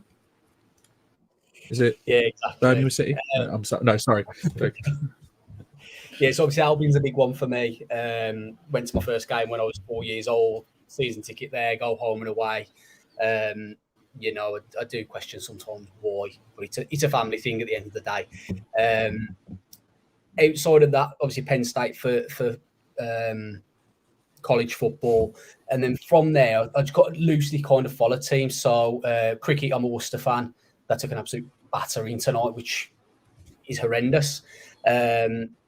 Obviously NBA, I don't support, but like if I had to pick a team, it'd be the Chicago Bulls. Grew up in the 90s with Jordan, Rodman, Pippen. Probably the first ever team I can refer to as a dynasty team that won 6 championships and absolutely smashed it. And then kind of got my eye on a few other sports. I enjoy watching F1. And then the one I'm looking forward to, we'll see what happens in November. Go and watch, hopefully, a hockey game. I've never been to hockey. I've never watched hockey. I know a couple of teams, but hopefully, the Rangers or is it who's the other team? The Islanders, is it? Boston Bruins. Oh, in New York, you mean? Yeah. Yeah, Islanders is the other one, and New Jersey Devils as well. Yeah, so hopefully, go and watch a game of that. And I won't mind watching, say, a Knicks game, but I do hope they play the Chicago Bulls, and I get to watch the Chicago Bulls kind of live, in all honesty. And then the other obvious one, England with any sport. Like, I don't like rugby, I hate rugby, but I still want England to do well when the Rugby World Cup's on, for instance. So England in any sport. Nice. Yeah, I think England for me in most sports, to be fair. Yeah. Cool. Keith, thanks for your question, mate. As always, we appreciate it. So the next question is next? from Dan Bahan from the New York Giants Rush, another big podcast over in America who have done wonderful things for us. And actually very, very much on brand with what we've just said. And Dan's question, I think, is a good one and a thinker. Hi, it's Dan from New York Giants Rush. I just want to congratulate you guys for 100 episodes. Keep up the good work. My question's a pretty simple one. I never really followed Premier Soccer League before. What would be a team for me to follow that would be basically the Giants of that league? Congratulations to 100 episodes, and have a great one. That's a great question. Horrific. Wow. I've had a while to think about it, and I still struggle. The Giants of the Premier League. It's very easy to say certain teams, isn't it? But it not make sense if you think of the history. Yeah.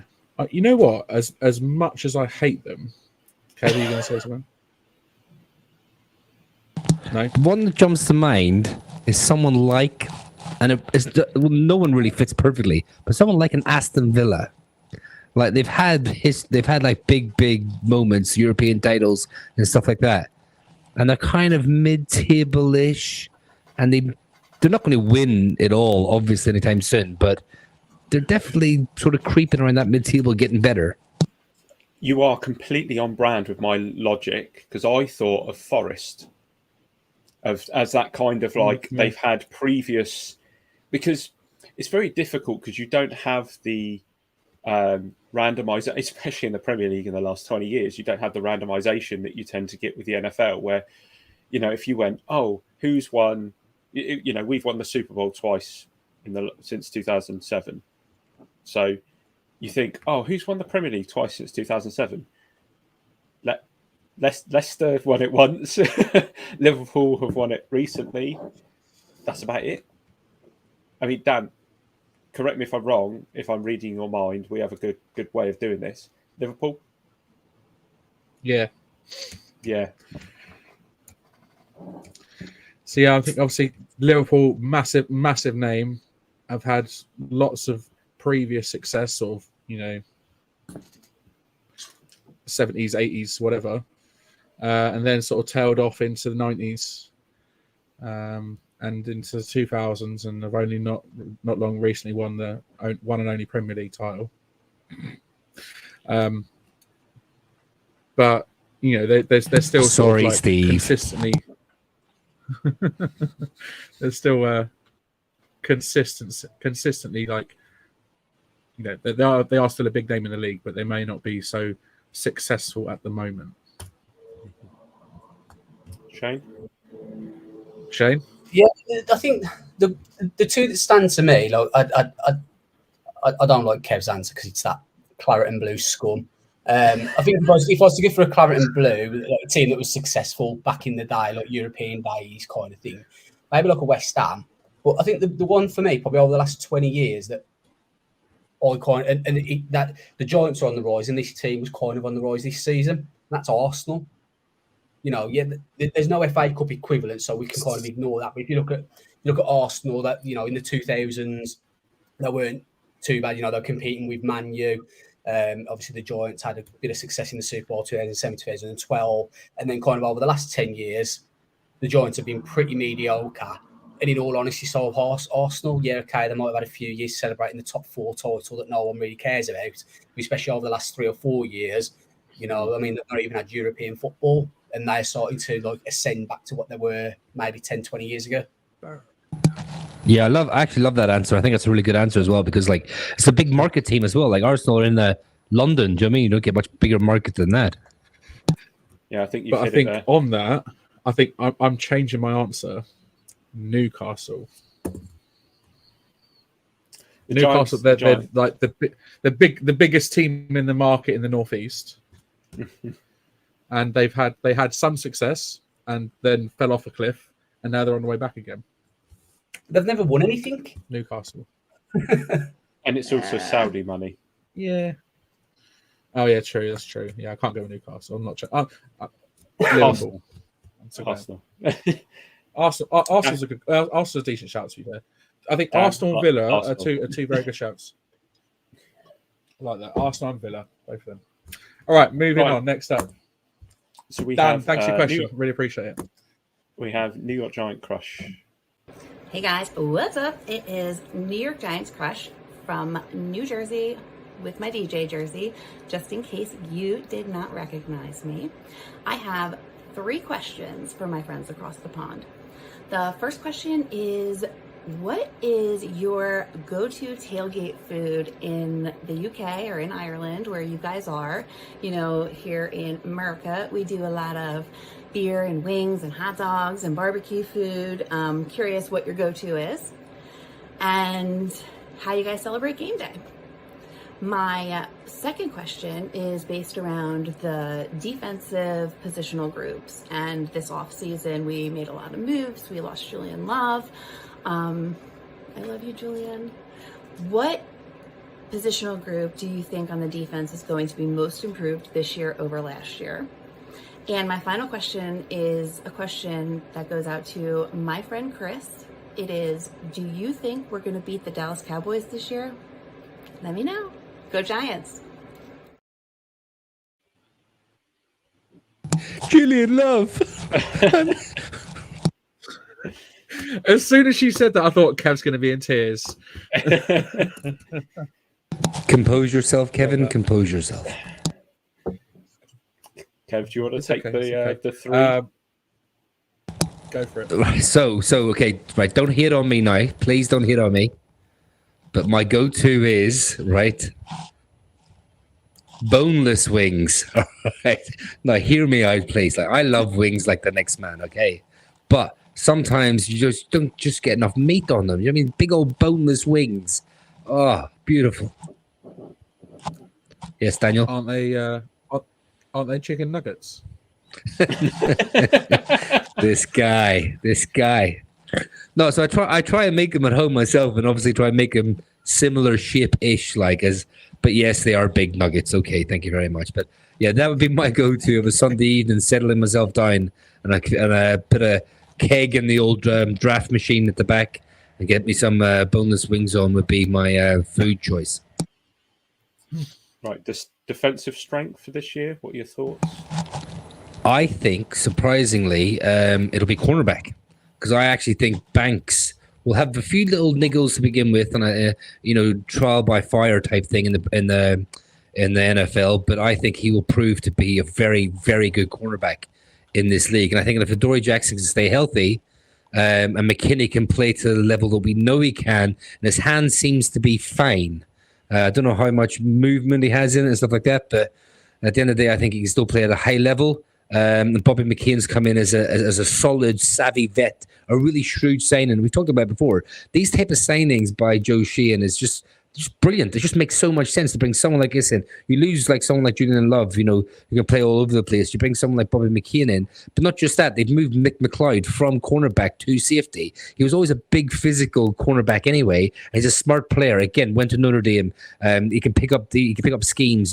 He's so good in the box. He's good at in the slot as well. He's been getting a lot of safety reps. So I think that DB group, I think, will be a big surprise and a really good core for us.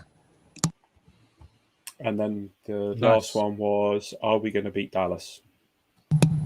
Oh yeah, I don't think Dak Prescott will be good this season. I think that if we can just get things together and play good, sound, fundamental football, I think Dallas could have a bit of a meltdown this year, and I think they're there for the taking. Who's next to do the trio, Dan? Producer Craig. Me. Producer Craig. Me. Yeah. You. It's always quite late sometimes, isn't it? If it's a 6 o'clock game, it's pizza. Pizza's my tailgate go-to. If it's an evening game, normally I'm on the M&Ms. Just a staple for that late night game, just as something to snack on, is M&Ms, and a Jack and Coke or a Morgan's and Coke, always to wash it down. Defensive strength, for me, I think we are stronger this year, but I think it's the defensive line, the defensive tackles that we've really like. Defensive tackle is great for us, and it was probably the best part of our defense last year. But I think if you take into account the two that we've added for depth, I think that's massive. And are we going to beat that? I think we take one off Dallas this year. I do. I don't think we sweep them, but I think maybe we do a home trade off and just beat the other at home, and they beat us at home. Nice. I'll go up next. Go to takeout pizza. If it's a 6 o'clock game, absolutely pizza, 100%. Pizza and nachos for me. The more jalapenos, the better, because I love it a bit spicy. Usually washed down with a beer or two. If it's a later game, I'm a fiend for Skittles. Tasting that rainbow, that nice little bit of sugar to keep you going, keep you awake. So yeah, pizza, nachos, beer, and if it's a late game, Skittles for sure. most improved defensive position. Kev's gone for DBs. Or no, Kev's gone for corners. Craig's gone for defensive line. Then linebackers. Bobby Okereke. You know, look at our linebackers last year. Awful. You know, especially those sort of middle linebackers. Okereke, hopefully got, you know, Darian Beavers coming as well. It's an improved unit, that's for sure. So that's my pick for improved defensive unit. And absolutely, we're going to beat Dallas this year. We've got to. Like Kev said, Dak Prescott's kind of on a downward sort of trajectory, and I don't see why we can't take at least one game off them. So yeah, that's my three. Shane, over to you, mate. Last one. Yeah, so another vote for pizza here as well. Maybe it's because it's just easier to get hold of or something, but I don't know. It just feels like not American food, but like it just feels like I'm doing something. Like, you know, if I ordered in India, it doesn't quite feel the same having an Indian and watching the NFL, does it? Where if you order fries, a pizza, watch the NFL, just all feels like kind of a little bit more natural. The position upgrade, I'm going to go for linebacker as well. Love my linebackers. In a league where you are no longer starting Tay Crowder and Jalen Smith, there's an improvement. So, you know, winner. Bobby Okereke, as Dan mentioned, obviously Beavers is coming back from his injury. Hopefully, someone like Jared Davis, who I'm not quite as high on as other people, but hopefully he can show why he was a first rounder a few years ago. And then you got, like, you know, Cam Brown, Coughlin, who can maybe offer something as well, just sort of in rotational pieces. And even Deontay Johnson, who we picked up as a undrafted free agent, is a guy that I think he could be in for a potentially good season, purely because the opportunity is going to present itself. There's a position there in the linebacker core. So, you know, he's got all the tangibles, 6'2", 230 pounds, sees the opportunity. And then, yeah, I think we will beat Dallas, in all honesty. Like Craig said, I think we'll split it 1-1, and you'd fancy us to win the home game. And, you know, if we get to Jerry's World and get the dub there, even better. Cool. Absolutely would be even better. But I was going to say something, but I can't even remember what it was now. It's just gone. Beers or dementia, Dan? Bit of both. Bit of both. No, Right. I can't remember. Sorry. But yeah, great question. Well, great three-parter. Thanks, New York Giants Crush, NYG Crush. Yeah, that's your name, isn't it? Yeah, NYG Crush. Thanks for the questions. Appreciate it. Right. So next we have Becca Banholzer, who emailed us in kind of on point with the defense. She said, what do you expect from Kayvon this year? A breakout year or a setback year? Who's first, Dan? You went first last time, didn't you? Yeah, Kev is itching. Kev's ready with a mic, so go for it. Yeah, just like I just love all these questions. The questions are so good, like so, and things just pop in my head straight away. And like, but Kayvon Thibodeau, I think he'll have a great season. I think he will have a very, very good season. He'll get a lot of pressure. He'll get sacks. Maybe not. I'd love him to get double digits. I don't know if he will. I actually think Ojulari might get more sacks than Thibodeau this season. But I think Thibodeau will be the better player. I think he'll get the more pressures. He'll get the more double teams. He'll be the one causing more havoc, the more run for stops and whatever it's called when you stop people in the backfield. I can't remember right now because I've had a beer. But so tackle for loss. Tackle for loss, exactly. Yeah, I think they have more of those type of stats. Like, but again, it might not show up in the stat sheet, but while you're watching the game, if you watch number 5, I think you will see him starting to be dominant. I mean, last year he was trying to find his feet a little bit. He had the injury, find himself in the NFL. I think this year you'll see him dominating a lot of offensive tackles, but I can see him being double teamed a lot as well, which will free up Ojulari on the other side. Yeah, I don't see him having a huge breakout year, but I don't see him regressing on his rookie season either. I think he's going to sort of gradually sort of progress year 2, and we're going to see some some good things from him, but like you said, that sort of double team aspect, teams are going to be more savvy on how to stop him than they were last year, and obviously we've got plenty of tape on him now. So I think he's not going to have a breakout. He's not going to have like a sort of 20+ sack season, but I think he's going to have a good year. Let's go, Shane. What do you reckon? Is Kayvon going to have a breakout or a regression? Yeah, I think he's going to destroy it. I really do. I'll tell you now, I'm going to be putting a request about into Sky for Thibodeau and Aziz to have double-digit sacks each. Shane's confident. That wasn't me laughing at Shane's confidence. That was me laughing at the thought of Kev drinking draft beer in a crystal whiskey glass. I mean, what are you still on the G&Ts, Kev? I am on the gin and ginger eels, yes, this evening. I forgot to put the keg in the draft machine, and I don't have any beers in the fridge, but so I'm having a wee gin and ginger ale. Sorry, Shane. As you were saying, was that the end, or was there more to that? That was the end. I think he will have a breakout year this year. I think what you'll probably see in the early games is that he will get flagged, or his opponent will get flagged for holding a lot more, because you don't get that as a rookie. Sorry, I've just got to put this up. Bob has just said you guys are doing a great job. Cheers from the John Deere Classic roll on Seamus Power. Thank you, Bob. Thank you for your question. We answered that earlier. I'll send that back to you later. I've completely lost my train of thought after that, because thank you, Bob. Did that take you by surprise, Craig?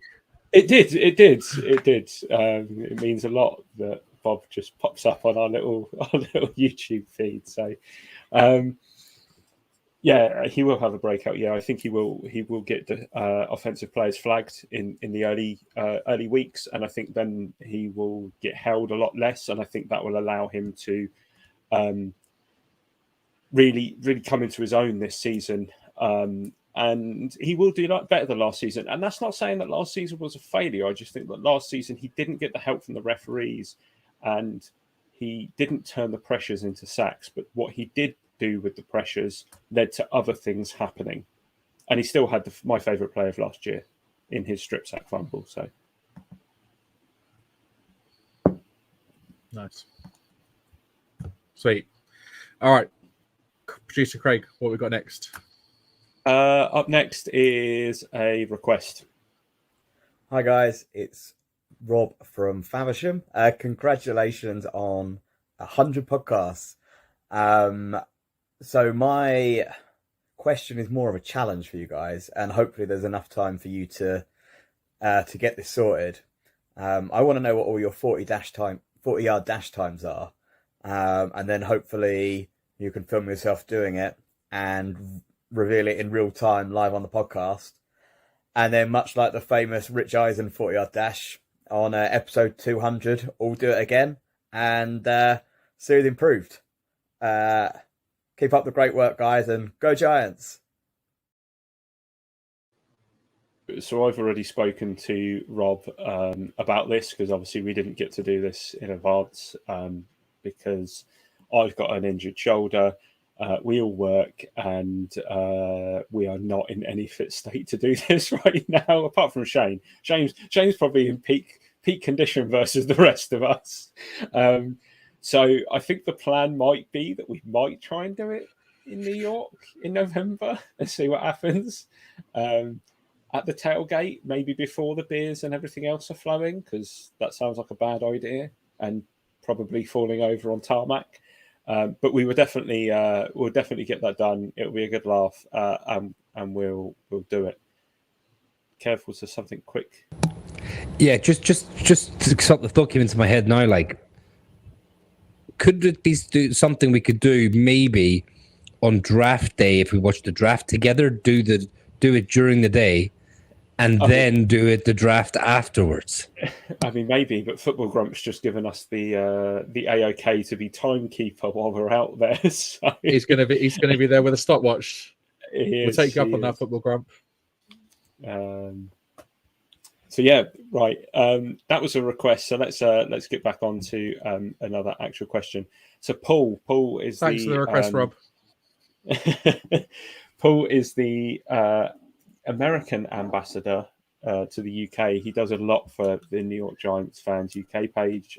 He does a lot for anybody from the UK who wants to go over to see a game. If you are going over, get in touch with Paul. He's a really good guy. He's on Twitter. He's very active on the Facebook page as well. But he said, hi guys, this is Paul, Giants UK American ambassador. Just wanted to say congratulations on your 100th podcast episode. My question to you guys is, what do you think about Daniel Jones's chances of being an upper echelon quarterback this year? Top 10, maybe dark horse conversation for MVP. Your thoughts? Thanks. I think Shane is first up on this one.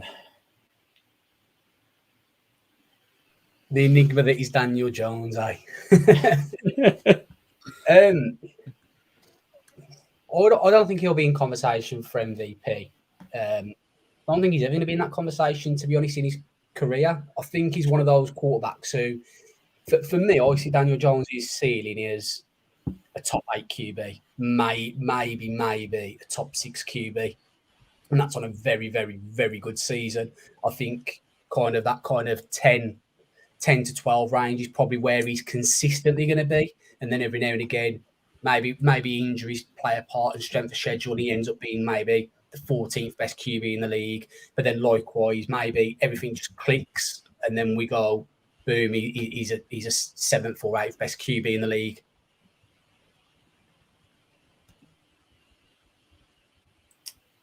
Dan, Nice. do you want to take it next? I mean, yeah, I'll take it. I mean, I think we don't need him to be MVP.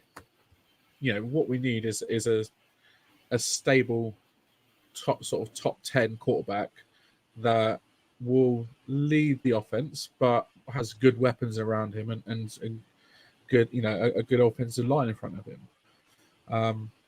I think he can become sort of a top 10 QB, but it's not necessarily just all about him. Eli Manning was never in the race for an MVP. I don't think Dan Jones will be either.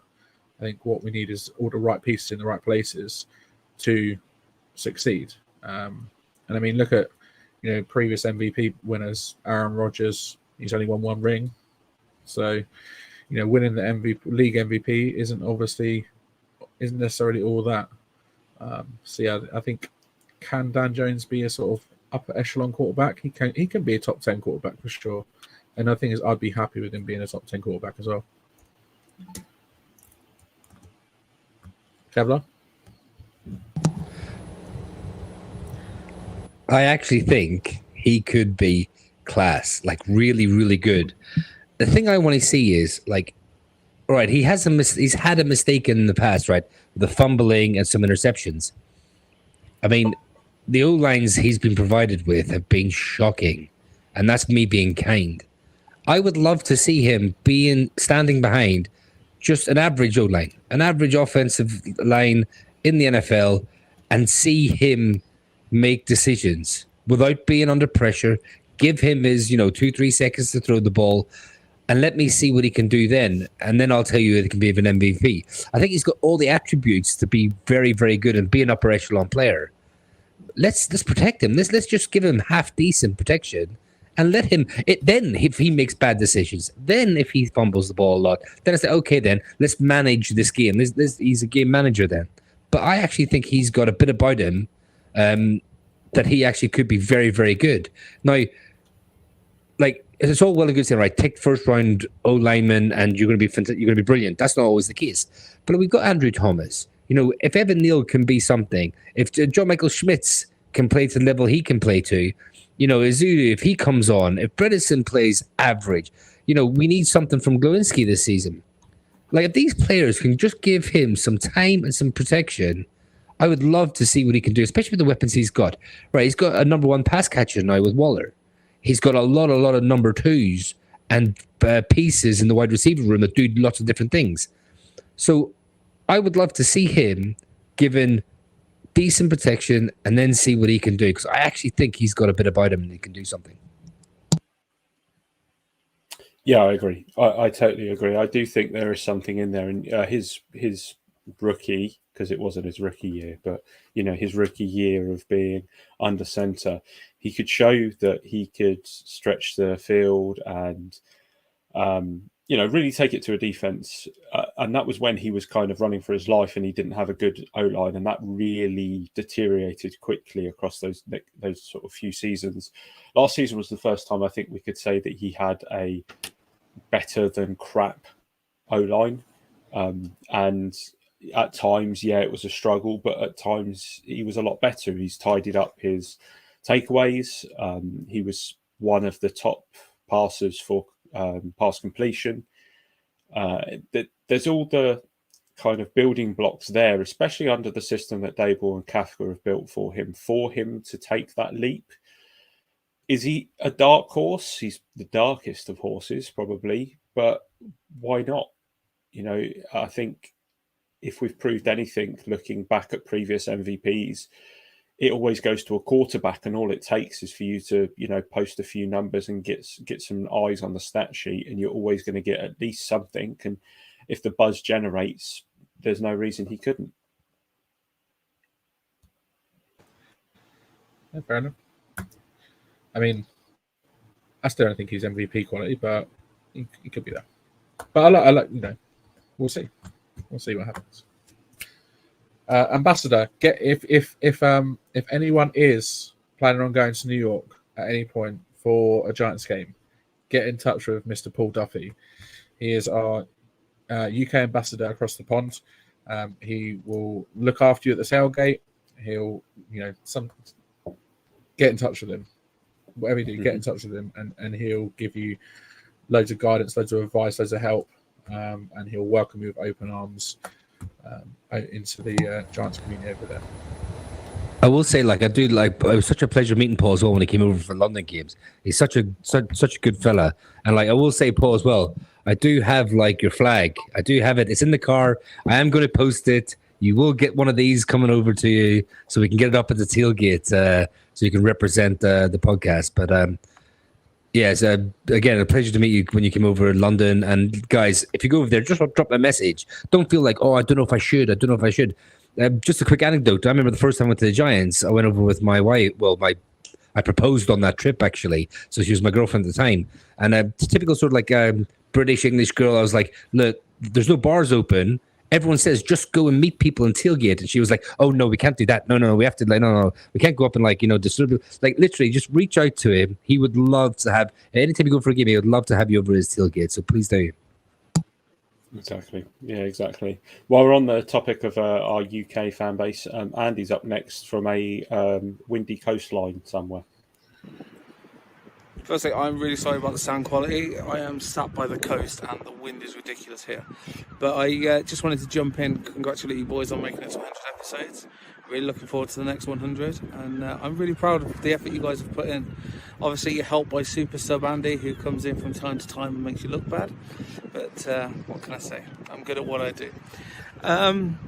As similar to ourselves, you're in a position where obviously you're more guardian of the fan base, both here and whoever listens to you, I guess. What's been your favourite part so far of interacting with the fan base? And have you got any plans to take that further in the next 100 episodes? Maybe get some regulars from the group on or something like that? Look forward to hearing from you guys. Good luck for the next 100. Great question. Thanks for the question. Yeah. As you think it's so great, Kev, maybe you want to answer first. Yeah, I mean, one of the things that sort of hit me recently that I absolutely love is the comments. People coming in and actually asking questions and getting involved. And like I would do this if it was just us four and no one was listening, because I love talking football with you boys, and we've built up a really good friendship by doing this. But the fact that other people are sort of getting involved and having the chat as well, I love that. Drop little questions below, ask us anything, I just love that interaction.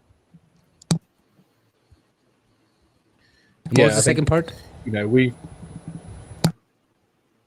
what does the future look like as well? What we're looking forward to in the future? Oh yeah, so massively. I know we've talked about before, and I know Craig and Dan might touch on it a bit more after. Yes, getting fans on. I mean, that would be awesome. People, other Giants fans who want to just jump on and tell us about them. How you learned about Giants, how you became fans. What's your Sunday ritual? What do you do on a Sunday when you're in your part of the world watching the Giants, and talk us about your fandom? So I would definitely love to do that. I think it's a great idea. Absolutely. I mean, we've wanted to get as many Giants fans as possible on this podcast for a long time, and I think, you know, it'd be great to get more listeners and more viewers involved. Even if you're sort of a bit camera shy and don't want to get on camera, there's no shame in that. Just be on audio only, and we can just sit there and chat all things Giants with you. It's cool. Like, we'd love to have more of you on in the future. My favorite interaction with the fan base has been at all the meetups, around the London games, outside of the London games, and just sort of the interaction on like social media and on here as well, just with everybody, just general, just chatting Giants football with people that are just as passionate as us, and knowing that there's thousands of people out there in this country that support and love this team as much as we do. I think it's a beautiful thing. Shane?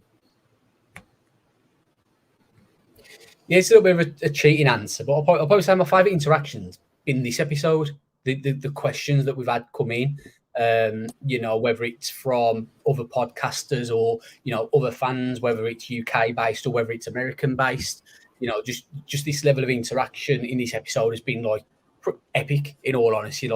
And I'd probably say, and you guys disagree, but it's probably gone beyond what we maybe expected. We thought we might get, say, half a dozen questions, but to get like the volume of questions we have, whether it's been through videos or emails or tweets or anything like that, the interaction's been great. And probably like just for going forward, kind of networking. If we, like I mentioned right at the very start, if you look at what we were like, say, the first 5 episodes, what we've been like the last 5 episodes, I think in life you always want to strive to better yourself and improve yourself and make things better. And that's why you get constant things coming out every year, whether it be a new mobile phone, a new laptop, improvements always being made. So that's what the future looks like in my mind, is improvements being made and developing, and who knows kind of what the ceiling is for us. Yeah, absolutely. Like we said earlier in the pod, I think it was one of the first questions we were asked about community, and we were talking about how we want to hear from you guys and find out what you guys want and what you guys think of some of the ideas that we have going forward. We have an idea of maybe potentially doing a round table of Giants fans at some point. So it's not us you're listening to, but one of us moderates it, and we get a couple of other fans in just to kind of get your thoughts about where the Giants are, whether we do that pre-season, in-season, post-season, before the draft, after the draft. We'll try and involve something like that. And again, as we said earlier, we want to do more giveaways, we want to do more meetups, we want to do, invite people in. And whether that comes down to doing it via something like a Patreon page, or whether that comes down to doing it via giveaway, just standard giveaways, or whether that comes down to doing it at meetups, we'll figure it out. But going forward, there's definitely a lot to look forward to. There absolutely is. And we are sort of 2 years down the line in this, this journey that we find ourselves on. I hate that word. I hate that term, journey. But, we have come on a journey since episode 1. There's so much more we can do. There's so much more we can offer. There's so much more we want to do. But we want to absolutely get, listeners and viewers involved more so than we already do. So, watch this space in terms of interaction with everyone. Because there's some exciting stuff hopefully going to be on the horizon, that's for sure. And Andy, thanks for your question. Thanks for being Mr. Super Sub, and look forward to getting you on next very soon, no doubt. So, boys, Who's up next? four questions next, or 4 questions up next, and then we are through 21 questions. Steve has patiently waited for his question. I think it's only fair that we do it. Here he comes, Steve. Here he comes. So, first off, congratulations on the 100th episode of the podcast. It's been an awesome listen every week since I came across the podcast just before the Packers game. Just the tip. For anybody who's listening who has no idea what that is, that was a very distinct thing from the Packers game. And Steve was the only person to run up to us and say it, and it was mental. It was amazing. So his question is, if we can have any 3 people over for a dinner party, dead or alive, any walk of life, who are we inviting? Here's to the next 100. Now, this is a question we obviously asked to Casey, and we asked to Mr. Athletic, Dan Duggan. So who wants to go first? I'll leave it up on the screen. Not me, because I'm gonna have to think about this. But Steve, just want to say, just the tip. Love that, man. Shane, Kev, either of you want to jump in, or shall I? Yeah, I don't mind going quickly. Go on, Gin. No, go on. Well, I was just going to say very quickly, mine would be Henrik Larsson, Glasgow Celtic player, Garth Brooks, country singer, and Martin Luther King. A smorgasbord. Nice. Kev, Shane, can you beat that? Yeah, so I think for mine, I'm going to go for a guy who I was looked up to massively when I was growing up. He was on TV every week. We watched him. I'm going to have to go for Dwayne "The Rock" Johnson, someone who comes across as like proper laugh, proper down to earth. I'm going to throw in Muhammad Ali as well, and then I'll probably round it off someone British. I'll go for someone David Beckham.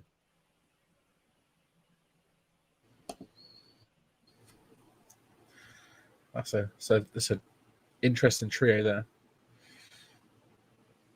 Craig, have you got yours? I'll go.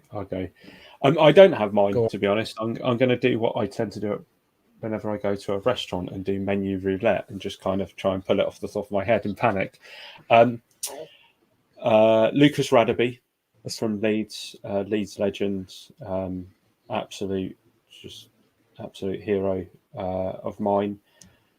I've had the pleasure of meeting Mick Foley, but I'd love to have Stone Cold Steve Austin there. And I'm not really sure about the last one. The last one's the one that's kind of stumping me, but I think it's probably going to be Michael Jordan. That's a decent 3. You stole one of mine, though. Go on, Stone Cold. I had Stone Cold Steve Austin. I mean, I'd say you stole it. I'm still going to say it's Stone Cold Steve Austin, just because he's an absolute hero of mine. I mean, to be fair, I did think as well Mick Foley, because them two plus Dwayne Johnson and Triple H, those 4 wrestlers in that sort of that Attitude Era. I suppose as well the Undertaker as well. You can't even. I'm not even going to go into it. The 3 for me: Stone Cold Steve Austin, the one and only Sir Alex Ferguson, and probably the lead singer of my favorite band of all time, James Hetfield from Metallica. Nice. There you go. There's my 3. Very big smorgasbord from Steve, us all there. thanks for the question. Absolutely. Thanks for the question, Steve. Just the tip. Keep tuning in. Keep watching. We love the interaction from you, mate. And we'll see you in Birmingham in September. Right. Second to last video is from the Giants themselves. Hey guys, John Schmeelk here from the Giants. Greetings from across the Atlantic. In the States, congratulations on your 100th episode and holding it down for Big Blue fans in the UK. Great accomplishment. Congratulations. Happy to be part of the show. Here's my question. Who will be the final set of defensive backs, corners, and safeties on the 53-man roster after cut day? How many of them are there going to be, and who's going to be left off? This is something we've been talking about and debating here on Big Blue Kickoff Live. I think it's probably even tougher than receiver, and this should probably take up at least 20 minutes of your show. Good luck. Probably a mistake to put that near the end for 20 minutes of 5 minutes each. That's a great question. It is. Do we answer this question now, or do we answer this question in 2, maybe 3 weeks' time when we talk DBs in our roster breakdown? Yeah, I think we'll save the answer for then. But I think we all want to give a massive shout out to John Schmeelk for sending in a question. I mean, what a legend. He is like another, like, I probably told you boys this already, like another anecdote. And that first trip over to the Giants, where I proposed to the missus, and like the first time going to a game, I think it was about 11 years ago now, something like 11, 12 years ago. And I was listening to like podcasts, but at that time, fan media like it is now, and all the great people we've had on this podcast asking questions, were in their infancy or they weren't about. It was like you had to listen to the Giants' own stuff. And that was John Schmeelk and Bob Papa and these people like, Carl Banks. These are the people like we used to originally. And I remember we were at the ground, sort of outside, and John Schmeelk is there, and he's like, I know, about 50 feet away or something like that. And I've like proper got like, star in my eyes type thing. Like, and I said to the missus, do you know the podcast I listened to? Because I think it was the only one I listened to at the time. I said, that's the guy who does it. She was like, well, go say hello. And I was like, no, I can't do it. I can't do it. She's like, go over and say hello. He's just there. Go and say hello to him. Like, you might not ever see him again. I was like, no, I can't do it. And I didn't go and say hello. And like, I regret that so much. Like, I know, and I'll say it to him, like if we ever get him on the podcast, or if we meet him when we go over in November, I will say it to him, like, that was like one of my big sort of like regrets, was not going over and sort of actually, I listened to you from the UK Ireland, over for a game, my first game, blah blah. But he was just there like 50 yards away, and I didn't go over and say hello. Mate, I mean, Giants media. When you think of Giants media, like you said, you think 3 people: Bob Papa, Carl Banks, John Schmeelk, and to have John Schmeelk come and ask us a question. Love it, and great question as well. I'm made up right now. We'll save that and we'll play it again when we do our DB stuff. So, right, penultimate question comes from Twitter. Dan CS1, guys, great to have more. It was great to have more wins than losses last year, but we went 1-4-1 in the division. What do you think our chances are of having a positive divisional record this year? Can I go first? Take the first. Take the lead. Go on then. This one. I think I'd be happy to split it 4-4 this year. I think the skins. Oh my god! I do it every week. Commanders. The Commanders. Come on, you're better than this. The Commanders are there for the taking, for the sweep. We've already said that we hope that we maybe split it 1-1 with the Cowboys, but I think the real test of where we are as a team and the way that we're going forward is what happens in those critical games against the Eagles. So, yeah, that is what I reckon. 4-4. You do know it's 3-3 though. Well, 3-3. Yeah. I'm just expecting us to win against ourselves every time. Okay. Nice. Kev, you want to go? Yeah, I think we might go 4-2. I think we'll do the Commanders, and I think we could either take one off Cowboys, one off Eagles, or do Cowboys twice. I think if it isn't one off Eagles, I do think we'll beat the Cowboys, and then we'll either be really close. It'll come down to like the last play of the game or something like that. So I do have like I think we'll do very well actually. Shane? Yeah, I'm eyeing up 3-3 worst case, but targeting 4-2. And as Kev said, that's either splitting with Dallas or getting one off Dallas and getting one off Philly. But, the way it tends to go with the teams I follow, I expect the Giants to maybe do the double over Philly and lose both to Washington. Like, that's the kind of bullshit that tends to happen where you think, how's that even possible? Yeah. No, I get that. Don't want to sound like a broken record, but 4-2, yeah, I think it's a very achievable target. I think to do the sweep over Washington, to take one off Dallas and take one off Philly is a fantastic season. It'd be nice to get even better, but I think 4-2 is realistic and it's achievable. So there you go. Dan, thanks for your question, buddy. Appreciate it. And then last but not least. The last question. Here we go. He's been in the comments. I hope he's still here. I chose this question because it genuinely made me chuckle, and I cannot wait to see, one, how we construe this as a question, and two, how we answer it. Hey, what's up, Big Blue UK and Ireland? It's the Football Grump from the Just Giants podcast. First of all, congratulations on 100 episodes. It's always good time talking to you guys, but thank you for your dedication, for your solid work, and of course for hosting that meetup in London last year. I had an excellent time talking and drinking with all of you guys. It's American Independence Day as I'm recording this, so in the spirit of the ultimate crossover of the UK and Ireland and a sport that is essentially exclusive to the United States on a professional level, we're going to do kind of a crossover style question.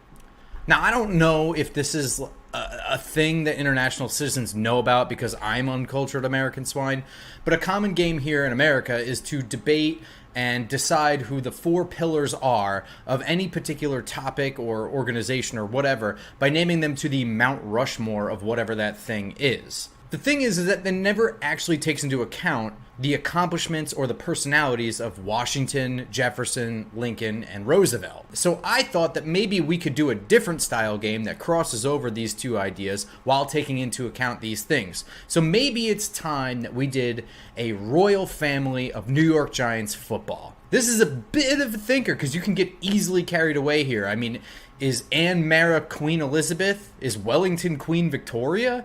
Lawrence Taylor is still New York Giants royalty despite being busted with an underage prostitute. So maybe that's Prince Andrew and his Epstein scandal. I have no idea. Have fun with it. Go as far as you want with it.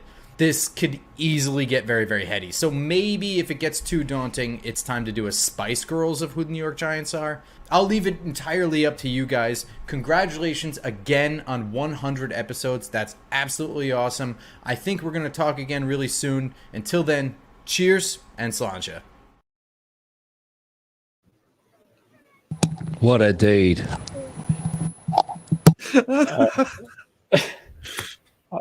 Oh my goodness. The Prince Andrew thing was a bit close. That's what got me.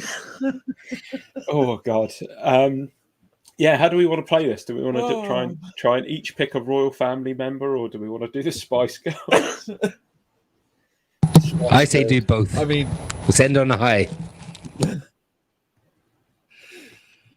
Wow. Oh. Come on, Dan, you're the host. Yeah. But just to say as well, like he was, I remember meeting him like at the event we organized, and he was wicked, man. He was so cool to talk to, and it wasn't a case of like, we knew who he was. He didn't necessarily know who we were like at the time, but he was just so cool. Like we were sitting there we were standing talking for ages, just about football and about life and stuff. And I really enjoyed talking to him. Yeah, top lads. It was great to meet him. All right, let's do royal family then. Come on, one each. Who members of the royal? Yeah, one each. Members of the royal family going on Mount Rushmore. Shall I go first? Yeah, go on. So are we talking actually just like kings and queens and stuff that would be on our Mount Rushmore, right? I don't know. I've lost. No, I think it's quite literally like the current royal family. You can include the Queen if you wish. Who is the equivalent on the Giants or Giants history? It's difficult, isn't it? Equivalent of Giants history. Wow. So I'll give you an example, which I might just use myself. It'd be like someone like Lawrence Taylor being the bit of a party animal, stuff like that. Would he be more like a Harry if you're looking at just like, going out and enjoying himself and doing what he wants? Yeah, but I mean, depends what your knowledge is of the royal family. Yeah, true. To be honest, outside of Queen Elizabeth II and obviously who is now King Charles and a couple of others, I know nothing about the royal family. So, I mean, I'd probably go. I'm going to use current Giants, but I'd probably say Daniel Jones. I'm going to liken him to Prince William, in the sense that he's quite reserved, quite quiet, but much like Prince William's going to be eventually one day king. That's kind of what you want Daniel Jones to become, if you know what I mean. Not king, but he's going to take this team on and be the leader and the head of the family. Yeah, exactly. So, excuse me, I'm going to go for Daniel Jones, Prince William.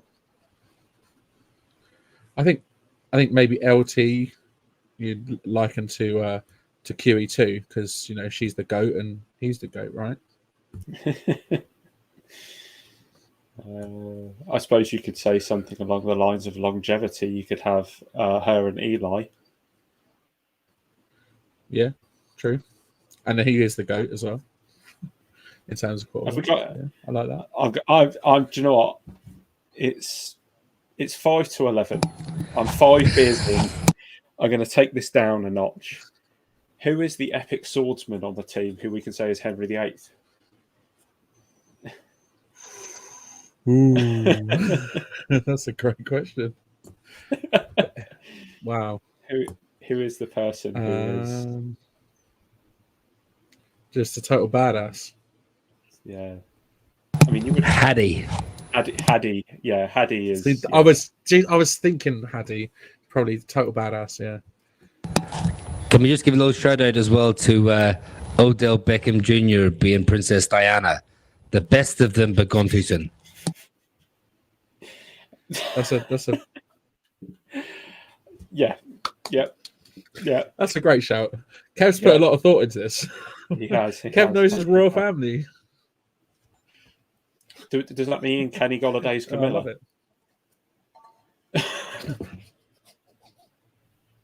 it. You did not just compare Kenny Golladay to Camilla Parker Bowles. Our current queen.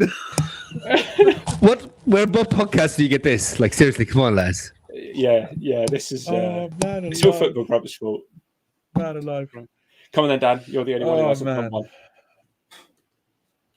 Oh no, you have. Yeah, I think. I said. I think. Yeah. I think we're done. Eli is QE2, right? Because they're the GOAT. Yeah. That's it then. Man. What a question. Football Grant. Thanks for that, bro. What a lad. Oh man.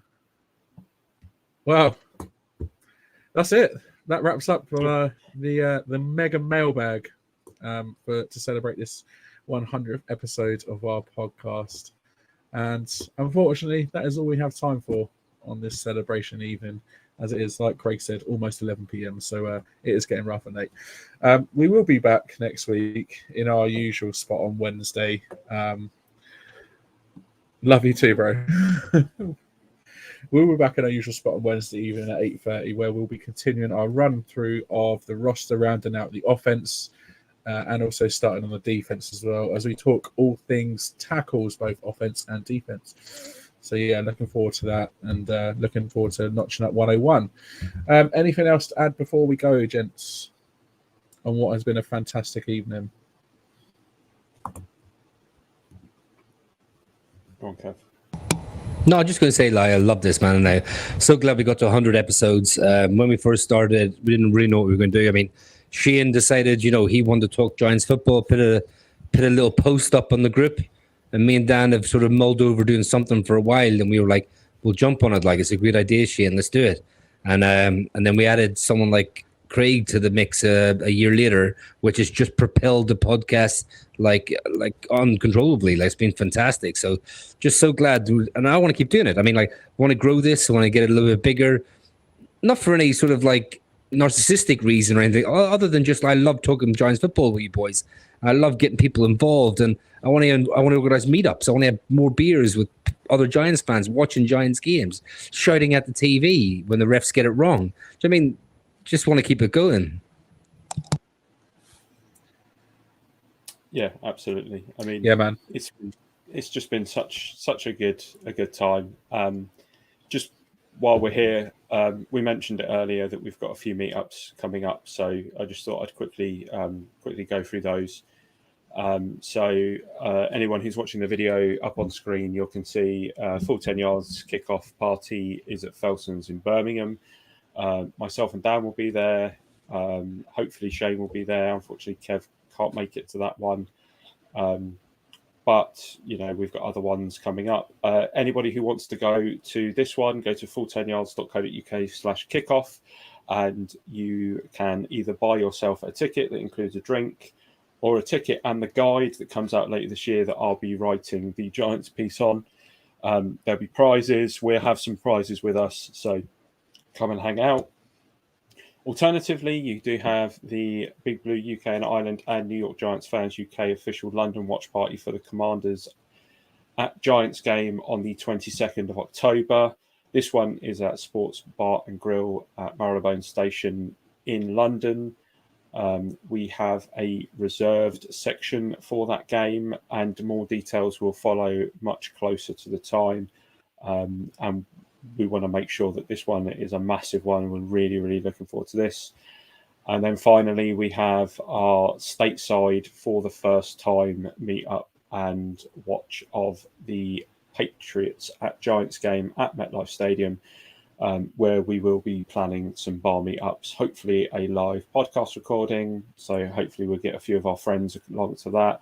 And then also a hangout at the tailgate before the game and watching the game itself. We'll all be in New York for varying amount of times, but myself, Dan and Shane will be there hopefully for 8 days. So plenty of time, even if it's just to grab one beer or two.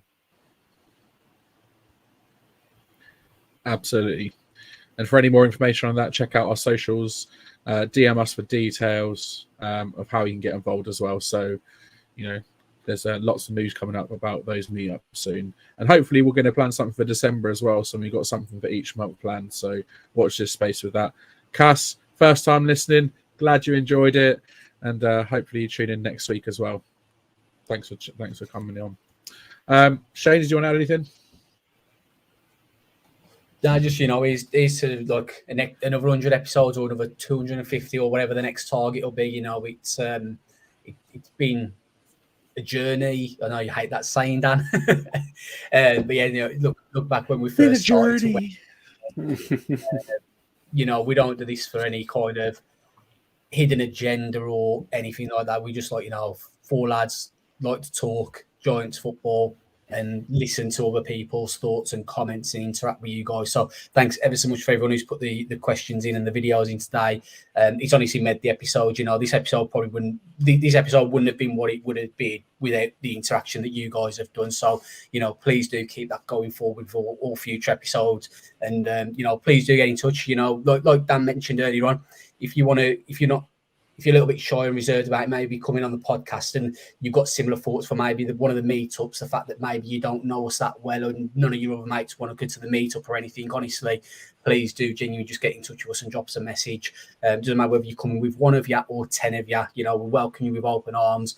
Mention the community, mention the family feel for this podcast, and that's how we want to keep it going.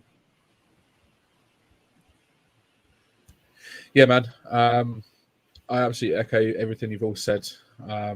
It's a joy and a pleasure to do this every week. And, I'm not just doing this with, the three of you. I'm doing this with three of my best mates because we talk all things Giants every week, and it's something I absolutely love doing. So, it's been a whirlwind so far. What 2.5 years it's been, and hopefully the next 2.5 will be just as good. the next 100 episodes, the next 200 episodes, the next 1,000 episodes, however far we take this. Hopefully, it will be just as good as this last couple of years have been. Don't forget to subscribe to YouTube, our YouTube channel, and hit the bell to get the latest updates and notifications. Follow us on Twitter, Facebook, Instagram. Just search for Big Blue UK and Ireland. Get in touch with us either via our socials or via email, bigblueukirl@gmail.com. And we're also part of the Full 10 Yards Network, as producer Craig said earlier. Check out the full10yards.co.uk/Giants website. That's where you'll find us there. And lastly, we are all part of the New York Giants Fans UK Facebook page. Without that page, this podcast would not be here. So give them guys a follow too on Facebook, Twitter, and also on Instagram. Gents, 100 episodes are in the books. Back in 2021, we can never have dreamt of still doing this over 2 years down the line. What started as three guys getting together on Zoom together in our spare time. We've now added a producer who's unbelievably talented and has worked so hard to help us get to where we are. Live streaming on YouTube every week and getting to experience things we could never have even imagined doing.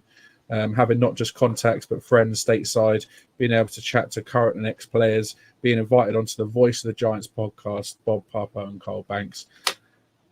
This past 2 years has been epic, and long may it continue. My thanks as ever go to you, Shane, to Kev, to Craig for joining me, to you, the viewers and the listeners, for tuning in. We are signing off. Until next time, here's the next 100.